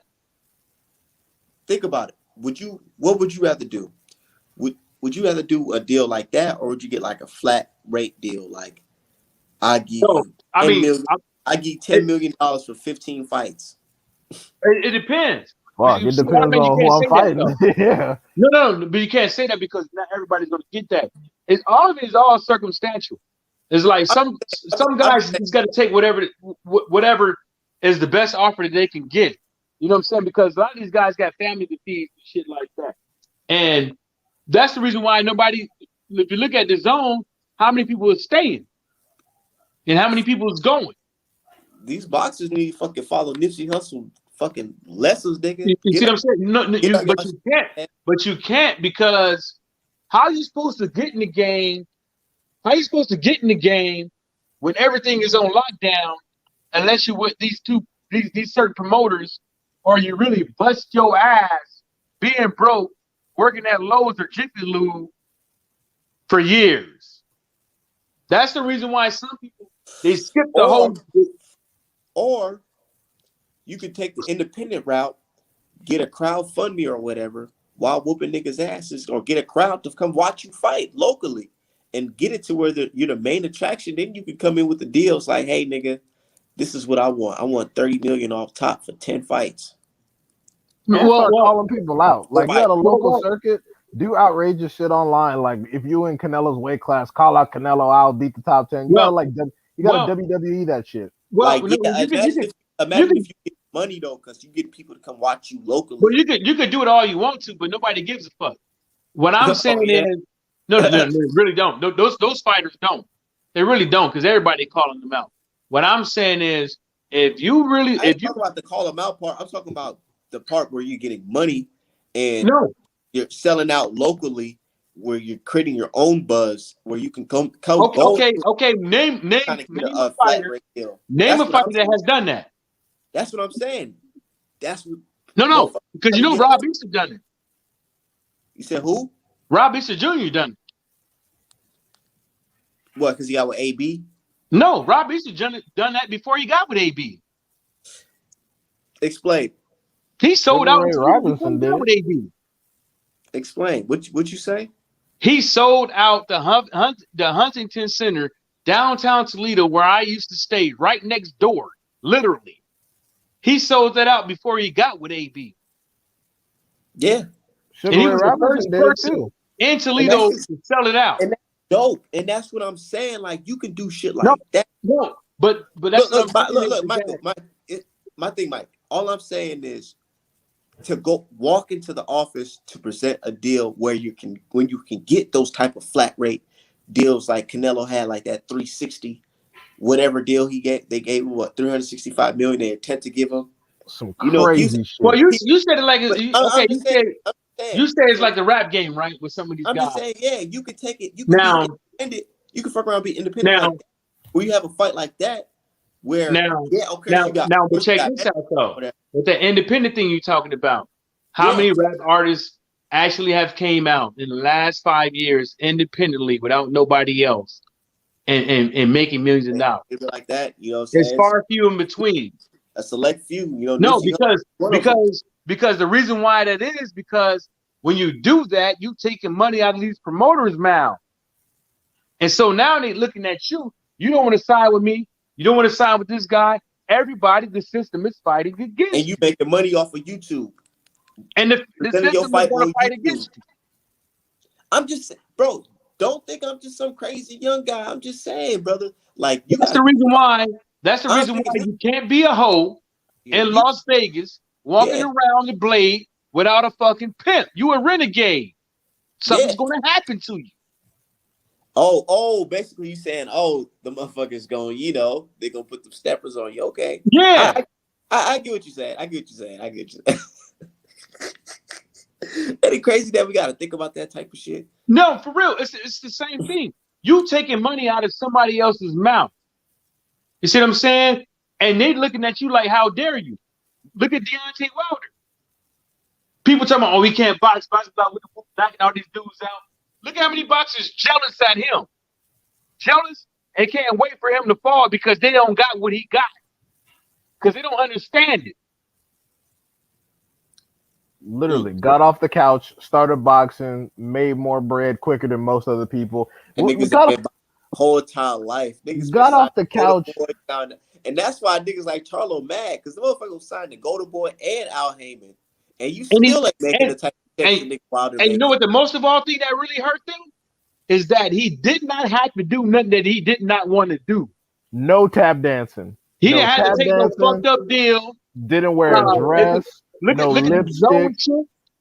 Look at all that shit. He did not have to take nothing that he did not want to take that was not conducive to his way of life. Mm. He did shit the way he wanted. Mm. All the ways he wanted to make money, he did that and still made it. More than Didn't all these motherfuckers. didn't have to be like, oh, I love Master Fury. Master Fury's so good. He's so talented. Oh my goodness. Like Yeah, didn't have to be like, oh, that shit, Canelo is P for P. that Oh shit my pisses me off. God. Yeah, he ain't lying. He ain't lying because that's what them do. Art, what he just said, that's what them motherfuckers wanted Deontay Wilder to be doing after the fight. Oh, Master Fury beat my ass. Oh, he the best. I lied about all that cheating shit. Master Fury, he got me good. Oh man, fuck out of here. Yep, that's what they wanted him to be They on. wanted him to be like Chicken George. Yeah, Mm-hmm. like fucking But you know, Steven from like, Django. what I Yeah. don't like is like what Charlo them did, where they was talking about how Canelo's such a good guy and all this shit, and they want to fight him, but he's such a good guy. And I'm just like, bro, what the fuck is this, man? Like, y'all be making Muhammad Ali look bad. You know what I'm saying? Not saying that y'all related to the nigga, but like for y'all to be like the descendants of that people representing the culture, saying shit like that. What the fuck is this? Y'all supposed to be in these motherfuckers' faces, they grills. Like a lot of people was giving Andre shit, but one thing I told him, I said he shouldn't have done. He shouldn't have came on some friendly shit. He should have came on some Clubber Lang shit right away. You know Off what I'm top. saying? Like Off you a top. little bitch. You don't want to be undisputed at 160 because you a little bitch and you worried that I'll box your fucking ears off. Yeah, like Mayweather did. Yeah, y'all see this? You see this motherfucker? I got the belt, nigga. Yeah, I'll he jump like to the class and beat your ass. You know what I'm Yeah, saying? You got shit like that. Like, yeah, and that's what I'm he like saying. they Like, should call me the golden boy because I beat everybody on your whole squad. Shit, yeah, nigga. yeah. Demetrius, when he went in there, it was like kind of like he was begging and trying to, or trying to be too politically correct. And I know now he know that he should just went in there and cussed everybody the fuck out and just yeah, acted like he got because security. he They might got as well security. Yeah, because they made him out to be crazy. They made him out to be the guy know what he to be out of place, not know what the fuck he talking about, and really to tell you the truth, he should have just went off. He should have went off talking about Canelo's mama, Edward Hearn's mama, Edward Hearn's daddy, the he could talk about granddaddy, the Mexico, all queen, types of shit. all of them. Oh yeah, you talk about Mexico. Nothing will He make should me Hey, have. He want to should push have. that bro, fighter to oh my fight you more god, than talking about man. Mexico. I'd be like, man, people be getting mad at me sometimes, but I'm like, bro, if you a boxer, man, if y'all really about it like that, if y'all really want these fights, you some lines you gotta cross. If I was Andre, I'd be rocking his shirt. Canelo ain't Mexican. He Irish. Yeah, I'd rock a T-shirt that says you put the fucking L in Latino or some crazy shit. I'm telling you, if Canelo lose, I'm making some fucked up ass memes. I'm making some fucked up memes. nigga, chill, bro. I'm That making shit be some so fucking garbage crazy. memes. Like, my thing is, no disrespect to those people, but it's like, if you want to get a fight and y'all trying to create rules and all this shit to protect your fighter, nah, we gonna have to think of a new strategy. We gotta think of a new strategy to get y'all in the ring. We got to So, look bad. We got to start not knocking anybody out and making fights real close on purpose to lure them in, and then get a fight and fuck around, and surprise them, some crazy shit. because everybody talking about some, yeah, now that Charlo fought Montiel, he might get a Canelo fight now. Like, Stop the cap. At least one thing I will say though. At least Canelo kept it real on Andre. He's like, I'll never fight him. And I'm like, we know, nigga. We know. That's just too much. That's too much. He'll make you look retarded. because he'll make you look foolish, and Like, everybody be like, damn, you lost to this And crazy it's ass kind of nigga. like and it's kind of like it's kind of like the zone Yeah, set it up because the zone, they were supposed to make that Billy Joe Sanders fight again after they were supposed to bring that shit back, and then after and they he never finally and they passed the never test. and Matchroom Boxing and all them they never wanted to do it. BT they never wanted to do it. What they bypassed that 'cause they knew that there's a there was a there's a better route for them to make money. And Demetrius Andrade ain't on the menu because guess what? Which one? Who has a better chance of winning? Platinum Demetrius Andrade. you Definitely said Andre. you You said see what I'm who? saying? And Who? so You said Plant or what? Demetrius Andrade. Andre. So what are you gonna do? Oh, we're gonna move up again and we're gonna do this blah blah blah with the woo woo. They're already strategizing. And the way Anthony Joshua speaks, he's telling you where he learned it from. I like to plan out my career. You can't plan out your career when you can't get past Andrew Ruiz. Nah, You they can't learned plan out shit. your career when you can't get past Ottawa Leeds. Nah, they learned this shit from Rigo. When Rigo accidentally fucked around and beat Donaire, they were like, "Oh shit, nigga, that No, wasn't no, supposed to happen." no. It wasn't. It wasn't that because you have to understand they out there. As soon as you get the Commonwealth or the British World Title out there in the UK, you the shit, and that's what they plan these boxers out to get. Because once they get that, they're on the next pedal stool. See what I'm saying? Because after they get that, these sanctioning bodies out here and in South America, where the hell they rank them at? Top 5 off rip. Yeah. And speaking of the British situation, you know what's funny? Everybody talks shit about that Liam Williams fight that Andre had, but I think that fight scared the shit out of people more than anything because, believe it or not, Andre's never been like a fucking super puncher or whatever. But when he almost took that man out with one punch, everyone was like, "Oh shit! If he hit Canelo with that same shit, it might be a Yeah, wrap." And I'm that like, was the "Yeah." uppercut that he like, bro. He was throwing them Javante Davis type uppercuts too. He multiple hit times. that dude. He hit that dude with one punch, and the whole fight almost ended. And the thing is, he did it multiple times. He did it in the first round and the second round. Now he did get wobbled once, and they were like, "Oh, they had to harp on that." But I'm like, right then, Canelo decided, "Hell no, not even at 168. Fuck Hey, I no." seen this nigga Andre did some funny shit where like the dude tried to hit him and he ducked, and then Andre tried to hit him with a hook, and then he just ran after Yeah, I missing. remember that shit. Hey, that Yeah, Yeah, shit funny but as but shit. but But you like, gotta understand. how do you train for that though? No, Canelo from that fight on was like, not even at 168. Hell no, not even at 185. Not even a catch weight of 172. Nope, never fighting that I mean, motherfucker. you gotta Not understand. once. From when I seen the fights they put him in the last two fights, I'm getting the gist. They hoping they catch that nigga slipping They want him to because lose. if that little Liam would have won, ooh for them, Canelo would have been fighting him ooh. immediately. And then not only that, look at how much money in pay per views and ticket sales they get out of there because he got a belt. Yeah, that's why they're matching him with Quigley. They've been putting him in with like all the British punchers, like all the people that are known like that are like heavier punchers. They've been slowly putting them in there with those people because Williams was a fucking a KO puncher supposedly. He had almost all knockouts, and when Yeah, Andre hit him, on that juice too. oh for sure Who? he looked juiced up. But when Who? Liam Williams, The Uh, last dude he fought. yeah, and, um, and and when he hit him with that shit, people were like, damn. And then now they got him against Quigley. Quigley next. Jason Quigley. You know, he fought some relatively decent I competition, mean, but another Irish dude. yeah. I mean, I don't care for um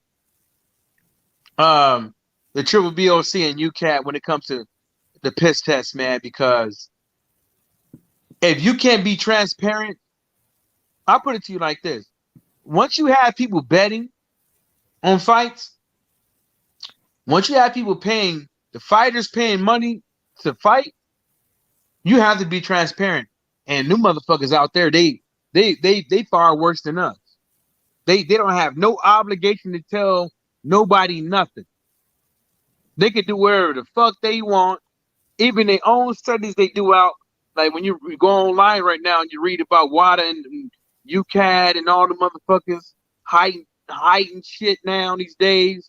Back from 2011 until now, they studies on Nagilone was all fucked up, and then now you get the gist that there is no, put it like this: if you was a sanctioned body, the last and you the head guy, you're trusting everybody to do the right job that you hired. And unbeknownst to you, people got little small factions out there doing some fucked up shit. Right? Right? And these guys know now well the last thing they want is some fucking mystery crew of corruption. That's the reason why they never catch nobody. That's the reason why now they fucking with the Olympics because they so small, don't have enough money and enough clout to catch to fight it. So now they got them. Now when they come into these big leagues, they ain't gonna have enough money to fight that shit. Look how much money Wilder and Fury paid just for fucking mediation and arbitration. How much money you think you would pay to catch the WBC and these commissions? Because you can't just catch one. You got to go after all these cats that's cheating. You see what I'm saying? That's the reason why they know they can keep doing what they doing. Because it's gonna be a lot of motherfucking money being spent. And we ain't talking about 5 mil. Nah, people don't understand how expensive litigation is. I work for multiple law firms. Litigation is not some cheap shit. Some attorneys just to consult charge over $900 an hour. So imagine full scale litigation. Then you got to pay paralegals, you got to pay court filing costs, you got to pay appearance fees, travel fees, hotels, gas. Like lawyers, the lawyers that litigate on cases, they work long hours and make a lot of money for a reason. Litigation is not some cheap shit. And You can you forgot easily fuck off. You can easily fuck off $10 million before and you even see a you trial. forgot private investigators. and subpoenas and all kinds of shit. You can easily get rid of $10 million before you're even in front of a judge. It's not a game. Yep.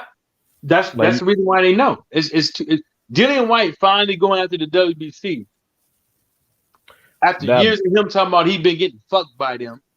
Now he's doing the right thing, and now he's hurt. They're like, woo. Allegedly, Yeah, let's not feed into allegedly. some potential cap, because something tells me he just didn't want to take either he didn't want to take a risk on Wildin, or they're planning on doing some bullshit where Fury don't have to fight him, because I personally don't think Fury gonna see him, because that's another high risk fight. Well, you know what? You know what? The WBC did it with him with Brazil. They can make an exception to do it with him and Tyson Fury. Oh, I'm sorry. Otto Wallin's promoter got too much money. Right. Yeah. Because what I saw was that the WBC only mandated the Wildin White bullshit. They set that up just in case Wilder happened to win. Just in case he happened to win. Now that they know that he hasn't won, I don't think it's gonna go like they said it was gonna go. Because Wildin, I mean not Wildin, White. I don't even like Dillian White. I think Dillian White's a fucking scumbag. But he has outboxed some pretty notable people like Parker, Rivas, Hellenius, and he whooped Chisora's ass twice, which is arguably one of Tyson Fury's best wins, and then he knocked him out the second fight. So I don't think they don't want Tyson Fury dealing with somebody like that, especially because the Dillian White is close to Tyson Fury. They're gonna franchise Tyson Fury. Yeah, especially because Dillian White is someone closer to his actual size. Well, because Dillian White's chunky like that. I'll put it to you like this: if I can see this, if they franchise Tyson Fury, niggas is gonna sue. They better sue. And I think if they franchise him, they move along with the Usyk fight. No, I'm gonna tell you why. Because there's too much money. There's too much money at stake for this shit, and it's not just that fight; it's the future. So if Otto Wallin wins, the future earnings that he can get for future fights, even if he only, don't defend the belt or whatever, this next fight, Dillian White the same way. His future fight, even if he don't win his title defense, if he wins and don't win his title defense, look at how much money that is.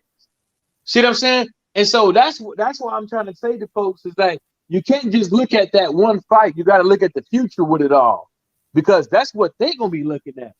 Because then, that's what I've been looking at too. Because people I've been hearing rumblings of Wilder versus Fury 4, and people like, no, hell no, that's not gonna happen. I'm like, bro, can you name me the money? Can you name me the money fight right now at the heavyweight division? It ain't gonna happen. It ain't gonna happen. But I tell you one thing: who's gonna say to $100 million? But people don't understand that they're trying to do Fury a favor with that. They're trying to put Fury a favor, by putting him in there with someone that they think he beats 100% this time. Guaranteed he beats him no matter what, so we can keep White off that ass. That's what it is. They don't want White to be a disruptor for the potential fucking because right now Usyk got AJ problems, so then they're on lockdown. They don't want him to go see White because then the belt, they don't want Tyson Fury to be up out of there. So they're like, oh, we could just fuck around and bullshit them with some Wilder bullshit because Wilder has to heal as it is. We can mandate that, tell Wilder to heal. He has to do a camp. We can blame Wilder for all the potential delays while Tyson Fury fights fucking nobody or some damn bums, and then come back up with Usyk v fucking Fury again once Usyk wins. But that'll come with lawsuits. You can't. I don't think they could be able to mandate somebody coming off 2 L's a title shot again without lawsuits coming. Shit, Yildirim, he had one. Yeah, but it was no. You can't because that situation different because Yildirim wasn't always the Mando. A lot of people always forget that he was only Mando because he was going to fight David Benavidez next, but David Benavidez lost his belt on the scales. That's the only reason he became Canelo's Mando. It don't matter. See, this is what I'm saying. If your paperwork right, you have the rights to fight. See what I'm saying? And what I'm trying to say is the WBC and WBA, IBF, WBO, these motherfuckers, they can't be sitting up over here acting like they only see. What's supposed to happen is they're supposed to be worried about all fighters. See what I'm saying? Because all fighters have rights to a position. See what I'm saying? That's what they need to be doing. But what happens is now, all of a sudden, because of some unforeseeable reasons, now they go into overdrive, but they're not having that same energy. Because imagine if some Mexican dude or some white dude beat Pacquiao. Imagine what be happening right now. Just saying. But since it's Ugas, nah, man, we gonna make a tournament, blah blah, whoop de whoop whoop. Make the champ fight in the tournament for his own shit. Ain't that a bitch? But I can understand that situation with the WBA. They came up with fire because of that racist shit that judge was doing. So the ABC community was like, "Hey man, y'all gotta straighten that shit out. She gotta be punished, and y'all gotta get rid of them extra fucking belts y'all got." So that's why everybody doing it. They giving everybody Mendos. A lot of people just don't know because we don't pay attention to divisions. No, like all the pictures. Nah, but they can mandate the unification and then try to clean up the belts. They've been bullshitting all this time, but now that Ugas in there, suddenly Stanionis is next on the totem pole, man. It ain't because of Ugas. You gotta remember last year when that PBC dude got robbed on the cars and that judge was on there talking about that the woman judge, she's on their Twitter tweeting all that racist shit, and she was a judge in the fight. That's when the WBA became under like a microscope. Year. No, that was this year. That's what got them in trouble. But let's check this But out. I understand that. I'm just saying, mandate the Spence Ugas, then clean some shit up. Don't try to give Ugas a hard ass Mando and then try to clean this shit up on the spot. No, this is what I'm saying. This is what I'm saying. You ain't gave this nigga 6 months. See what I'm saying? And you already mandated. Usually it's a year for him to get a fight with somebody within the top 10 or top 15. And you already mandating him but you're not mandating him to fight somebody else for him to better himself, to better your division. And you're not mandating all fighters. What should be happening is all them dudes below him should be mixing it up and getting mandated for them so they can figure it out if they gonna fight him. Why didn't they make you? So they can give him enough time to figure out if he can get a Spence fight. Yeah, Ugas should be the final boss. Ugas should be the final boss. They should all be fighting. What I'm saying is, if it was anybody else they like, they would have left him the fuck alone and had everybody else do all the work like it's supposed to do. You're supposed to, if you look at Mortal Kombat or Street Fighter, they don't have a tournament. They have everybody below Shao Kahn fights each other to make it to the motherfucking top. Exactly. There's a reason why it's like that because now it's all y'all even. He got the number one headband. All y'all fight each other to fight him. Why he got to fight this dude? And then I guarantee you, when he's done fighting that motherfucker in the mandatory, they gonna call for another one. Yep. And that's what he got to understand. That's what you got to understand is that he can't wait for them to make a decision. He got to make a decision for his damn self. Or get because stripped. if he take this one, what's up with the next one? Because they gonna keep doing it. They don't give a fuck what you did yesterday. They give a fuck what you gonna do today. Because the only thing they worried about is their own peoples and their pockets. They're not worried about you because you ain't one of these motherfucking boys. You a darky. See what I'm saying? Haney got 16, 17 mandatories they finding for him. They having Mandos on Mandos. They're going crazy on him. I'm telling y'all, they're not going to run out of mandatories. But the Haney's situation is different. That's because he ain't had a chance to fight none of his Mandos because they keep pussying out. No, I understand that, but I'm just saying they got endless mandatories for your ass. Like they're not going to stop. Yeah. But I tell you this. I bet you they're never gonna mandate Jerron Ennis for that ass. I tell you that Mm. they're not gonna do that. I tell you. I bet you. I was wondering, so I'm like, damn, how come Jerron Ennis or Virgil Ortiz not in the WA man though? 147 is all black right now. They need that to change. Black people own the entire welterweight division. They're like, oh, we got to switch this shit up. I bet money. Ugas could beat Black everybody folks on the from different fucking. countries is too. Yeah, but Ugas could beat everybody on the fucking roster in the WBA right now. Everybody he needs to. They would never mandate Jerron Ennis because if Jerron Ennis get a belt, he ain't gonna lose it.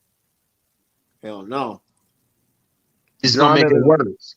exactly. Jerron Ennis gonna whoop everybody ass because people don't want to fight Jerron Ennis now. Fucking Sean Porter, Fishmouth Porter fight every damn body. He said on camera, hell no, I ain't fighting no Jerron Ennis. I'm not fighting that young kid. He was like, fuck no. Are y'all crazy? Why? Yeah, I ain't mad at him. I mean, I wouldn't have fight him either because it's less money too. It's like I'm old, right. I'm older in the game, and you want me to fight this young buck for less money? Like, come on, bruh. Like, let's keep it. That's I what mean, I'm telling y'all he niggas. Sean Porter already paid his dues. Right. You know what I'm saying? And I Jerron don't Ennis will blame stop that. Sean But what I Porter. do blame is these Art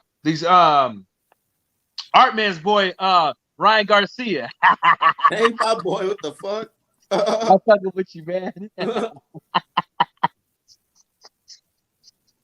Who gives a fuck about Lion Garcia? That boy don't want to fight no more. His next opponent is crippling anxiety. Nobody care about him. You know what? I mean, I wouldn't be surprised if he don't. Yeah, he needs to just retire and go work for Disney or some shit. He clearly doesn't want to box no more. He got scared because he got hit one time. I wouldn't I be can see that surprised. too. I can And see him doing Broadway. And you know what?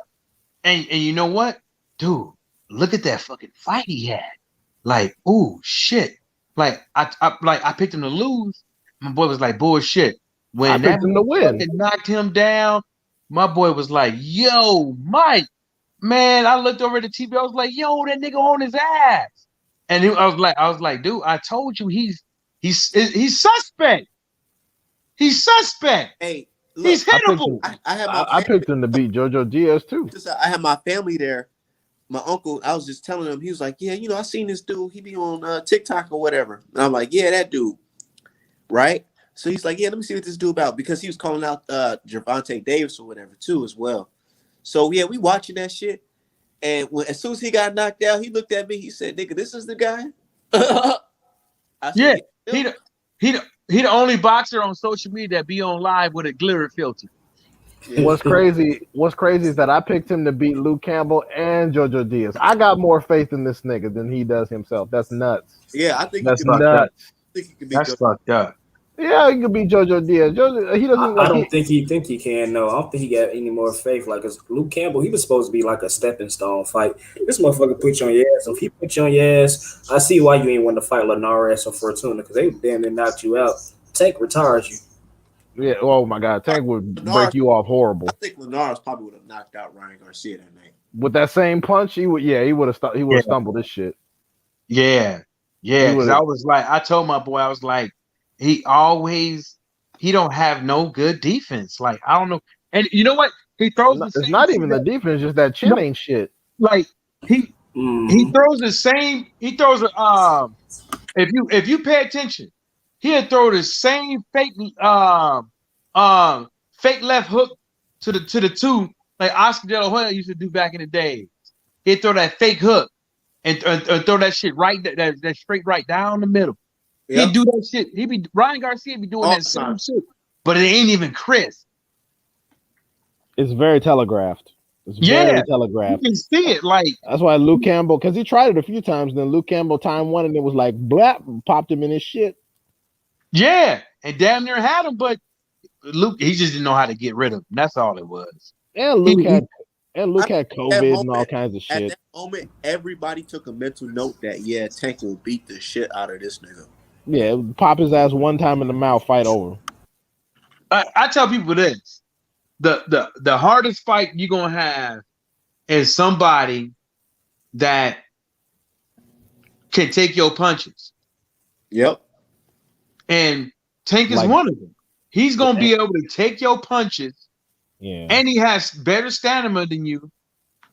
Like people can say whatever the fuck these And his niggas mental know. health. And They his can say whatever they want to about Tank Davis and him being overweight on the scale, and him, but he ain't never looked gas. And as a southpaw, you're not gonna be able to get to his liver. His defense too good. You're not gonna be able to liver tap him. hey, but you know what scared me in that Tank fight versus Barrios? Barrios hit Tank with a flush right hand straight to the face and had him backed on the ropes. I said, wow. For him to take that shit, I said, yeah, this nigga's a fucking monster. He Yeah, gonna like him and Subriel Matias, I'm not even sure anybody in their divisions could hurt them. Tank could probably knock out Subriel Matias, don't get it twisted. But Subriel Matias, like Tank would have to be careful because Subriel is one of those people that's also killed somebody in the ring. He doesn't have that one punch power, but he can stop you with accumulation because he'll just start I putting gotta all types of say, hands on you. the only way I fight Tank if I had Tyson Fury's gloves. Oh, type you know, shit. speaking of it, I like I said, I went to another black YouTuber's live stream. I put Path and Sports website in the chat and I said, "Can anyone find me Tyson Fury's gloves on here?" They just kept deleting my message. I'm like, all right, cool. You're not gonna be able to, and that's one thing that pisses me off about boxing is that there is no defined definition of what a boxing glove is supposed to be made of, whether or not As long as they foam 15 ounce or 50 flat. or a mixture of horsehair. There is none. Only thing they have is patents and what their idea of what they're going to approve. They don't have nothing. Look at all these boxing commission websites. Look at all these boxing organizations websites. There ain't nothing. But with every other glove, you could ID them on the websites. But with Tyson Fury's glove, you go on the Path and Sport website, you cannot see an identical copy of what the fuck he is No, wearing. if you open them up, they're not going to be the same because they allow these boxers to move around the padding and allow the boxing gloves to weigh the amount that it's supposed to be. That's Somebody what the told problem is. you remember dude came on the show, he explained it. He said, man, you can buy gloves when they give it to you where the padding is damn near used padding. So when you start punching, it separates. No, so if you look Didn't at Tyson Amir Fury's Khan say glove, that shit too? Yeah. no, if you look at Tyson Fury's glove, if you look at the foam, it's a two-piece. It's a two-piece. It's not one thickness. It's a two-piece. It's two pieces of foam laid on top of each other with a thickness more than thickness, like the horsehair is thicker than the foam. That's what the major problem is because there's certain types of foams they have in gloves. They have styrofoam they sometimes put in there, thin styrofoam, EVA, and I forget what the other one is called, but it's like real thin. It's like real extremely thin. It's like it ain't gonna protect nothing. So what I'm trying to tell folks is that how come with boxing over the course of since Jack Broughton came out with the first boxing gloves, which were called mufflers, there still hasn't. Well, he actually had what it was supposed to be consistent of. Jack Broughton at least did, but there's no definition of what a boxing glove is supposed to consist of, whether or not you want them custom or not, because you shouldn't be able to fucking go out there and tell somebody, you know what, I want a quarter inch of padding taking out my knuckle area and put it down to the finger area. Or the You shouldn't wrist. be able to do that. Yep. It should be You set. shouldn't be able to do that because even when you look at where they cut Tyson Fury's glove at and showed you the foam, that's not the knuckle area. That wasn't even a knuckle area. I love how the commission straight up said too. They were like, no matter what Deontay says, we've approved these gloves, so it is happening. They were already telling you we've already approved the gloves. Nothing you say is So going to matter. what's the point? What's the point of them being back Of, there and approving the gloves then? yeah, of the fucking meeting. Exactly. They were straight up telling him in the video. They were like, yeah, we've already approved the gloves, so So no matter what you guys say, it don't fucking matter. and so the flip You know, side, you can say, I didn't even you can like say, that attitude because they was already on bullshit. Yeah, they was already on Team Fury. They were like, you had to don't matter. understand. All right, you had to understand. They already knew what was going to happen before it came. They already heard the rumors with the glove gate and all that stuff. So they already have a perceived notion They already planned it out. Yep. They already made sure that they can't say nothing. That's why they had like nigga, they had like what, like 10 pairs of the same glove. Yeah, Each and one of them gloves was funny style. All of them was funny style. yeah. And how you have 10 gloves and all of them the same? And So Amir so Khan, so if, so if one of them ain't right, which one you gonna wear? and you know what's crazy? And you know what's crazy? They said that Tyson Fury, he doesn't get to pick out a pair. He gets to individually pick out his left and his right from all the ones they had there. So I'm like, also, he can get the worst fucking pair. And that's why Amir Khan was talking about Maidana. He was like, because the thing is, Pathan Sport, people don't understand. Pathan Sport is a European manufacturer. That Made means in Pakistan. yeah, that means that the customs process is not like in America. There's no it's not a similar vetting process. That means that like what Amir Khan was saying, you can go to the manufacturer in Europe or via email, whatever, ask them for a specific composition of the gloves. They manufacture to your specifications and then they vacuum seal it like it's out the factory because it is, but it has your modifications in it. That's what's the fucked up part. There is no universal standard. That's why Maidana's gloves in one fight looked one way, but then when he was fighting Floyd, there was like nothing. And that's why Floyd was like, oh, fuck no. Are you fucking kidding me? Like, because Floyd has fought people wearing Cleto Reyes and MX, and he was like, oh, hell no. Like, MX is not the issue. It's these motherfuckers right here. These motherfuckers right here. And because Wilder has worn the MX until he broke his knuckles off of fucking Areola's head. So that's why they was like, fuck no, it's these right here specifically. Niggas have worn horsehair gloves, but these motherfuckers right here are on some bull. Well, I showed a dude at work, right? I bought a glove from Amanda Serrano, right? And they 8 ounce glove, autograph. And I put the glove on. I was like, you've been hit with a boxing glove before, right? And I was like, this ain't an approved glove, but do you think this padding good? And he was like, yeah, that's some good padding. And I just tapped him in the chin. He was like, nah, fuck that. He was like, nah, what's in them goddamn gloves? Like, nothing in them. I was like, let's weigh it. It got foam in it, but the foam is bullshit.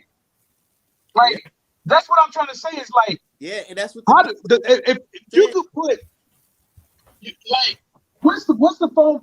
Like, this is what I'm trying to tell folks is, not all of these foams is right.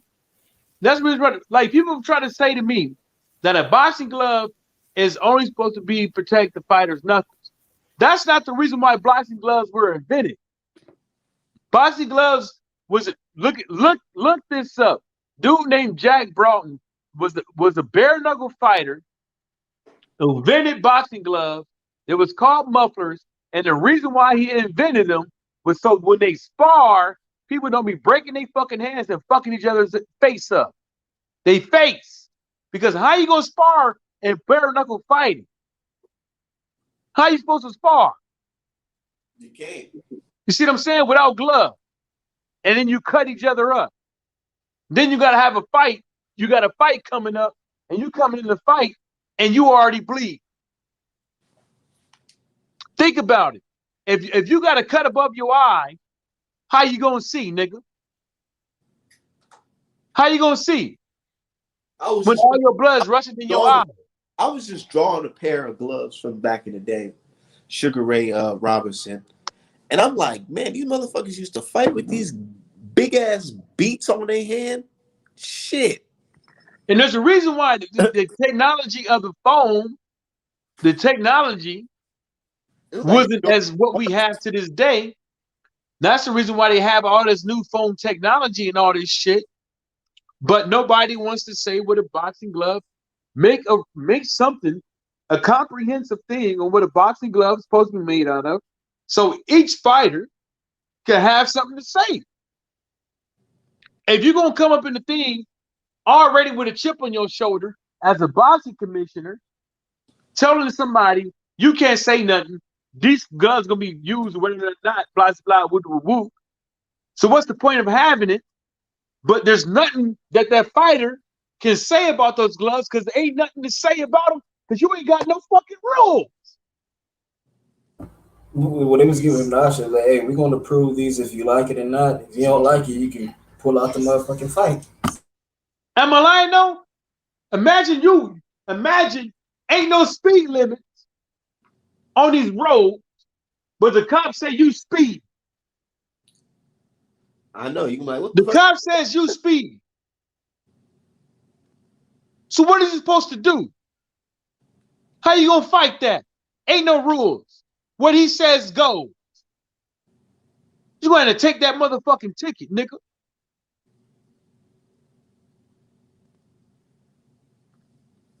Exactly. And you see how that is, bro? It's like, why? What was the point of even us even having this discussion if you were gonna allow him to wear any type of glove, anyways? I'm just here so I won't get fined. Man, he had that chip on the shoulder because he got the call from above. And they had jokes. You heard what they said? They had jokes. Like they wasn't even like the shit didn't even look professional on their part. The motherfuckers. Didn't even look like they even gave them like I'm not saying they gotta show the nigga respect or whatever the case may be, but you are fucking you on camera and you are representing Nevada State Athletic Commission and you acting like you acting like this dude is a nobody that's coming in here, got jokes and shit like that, and you just tell him like, nah, ain't shit you could do about it. Imagine you go into the Sprint and you go in there to buy a phone, and the motherfucker ain't giving you good customer service and treating you like you don't have enough money to afford a fucking phone. Mm. Just treating you like shit. Not, the way you put it like that, now we got to talk about it for real on my show tomorrow. Tomorrow, you gotta come on, man. You gotta come and speak I up ain't got shit going on. The only because thing I got is my buddy trying to sell me some fishing gear. mm, because this shit right here, like, it, it's like basically they said, man, we gonna do it anyways. We gonna do what the fuck we want anyways. And there's nothing you niggas can do about it, man. But I don't know what y'all talking about, man. I gotta end this live, man. I've been on here for too long. Oh man, let your boy go and not speak. Okay.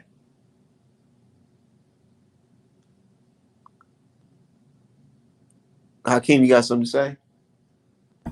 Oh no, man, I ain't got much to say really. I want to get y'all thoughts on the Rolly and Tank fight. What y'all think about that? I think Rolly deserve a fight with Tank. I think that's just gonna be funny as hell, but I feel like he might get DQ'd before anything. You hear me? Who you talking about? Are you talking about Tank getting DQ? I mean, Rolly getting DQ? Rolly the fuck around get DQ'd on stupid shit. I can see that. I can see that. I think he's gonna get. I think he gets stops in like 4 rounds though. I don't see it being that competitive. Hey, that shit was funny as hell. I was on Twitter. He was showing off his defense, and I said, "Shades of Sweet Pea." Everybody got on that motherfucker like, "What are you talking about?" They thought I was serious. I was like, "Bro, hell no, I'm just joking." This thing is ass, but it is what it is, bro. But yeah, I'm gonna get up off it, man. Y'all be safe and be cool. Yeah. Nah, Art, man, I'm just saying, fuck these motherfuckers, man. Mm. Because the shit ain't right. There's too much stuff in boxing that boxing got too many gray areas, man. In the goddamn crown set, you know what I'm saying? The Photoshop, and I've been trying to tell folks all the time is that just put it like this in perspective. How is you supposed to have a glove selection when there's no there's there's there's nothing for these fighters to see what a glove is supposed to consist of, like by rules and regulations. All it is that we approve them. Look, the laces. Look, they even got extra stitching in the inside. Look at this, nigga. This ain't the QVC channel, nigga. Stop trying to sell me something. What are the fucking rules? Is this legal? Yes or no? And, Hello. and that's my thing, man. Like that shit right there. I feel like I'm gonna just save it. I'm gonna save it for tomorrow. I'm gonna save it for tomorrow. Nigga, okay, Art, go to the hair store, buy you some fucking some of that hair hat shit, get some foam, and go down the street and knock a nigga out with it. And hit a nigga upside the head with it. I'm telling you. And this is the same reason why people was laughing at Mayweather when he was saying, yeah, Mayweather wear horsehair gloves. But until he found out why this shit's fucked up, he tried to have an investigation to have the shit made banned. Hello. Exactly. And he ain't the only one. Yep. But you know, we gonna talk tomorrow, brother. Mm-hmm. But stay safe, man. Tomorrow's Yeah, gonna, I take my black ass in the house. yeah. Same here. Yay, yay.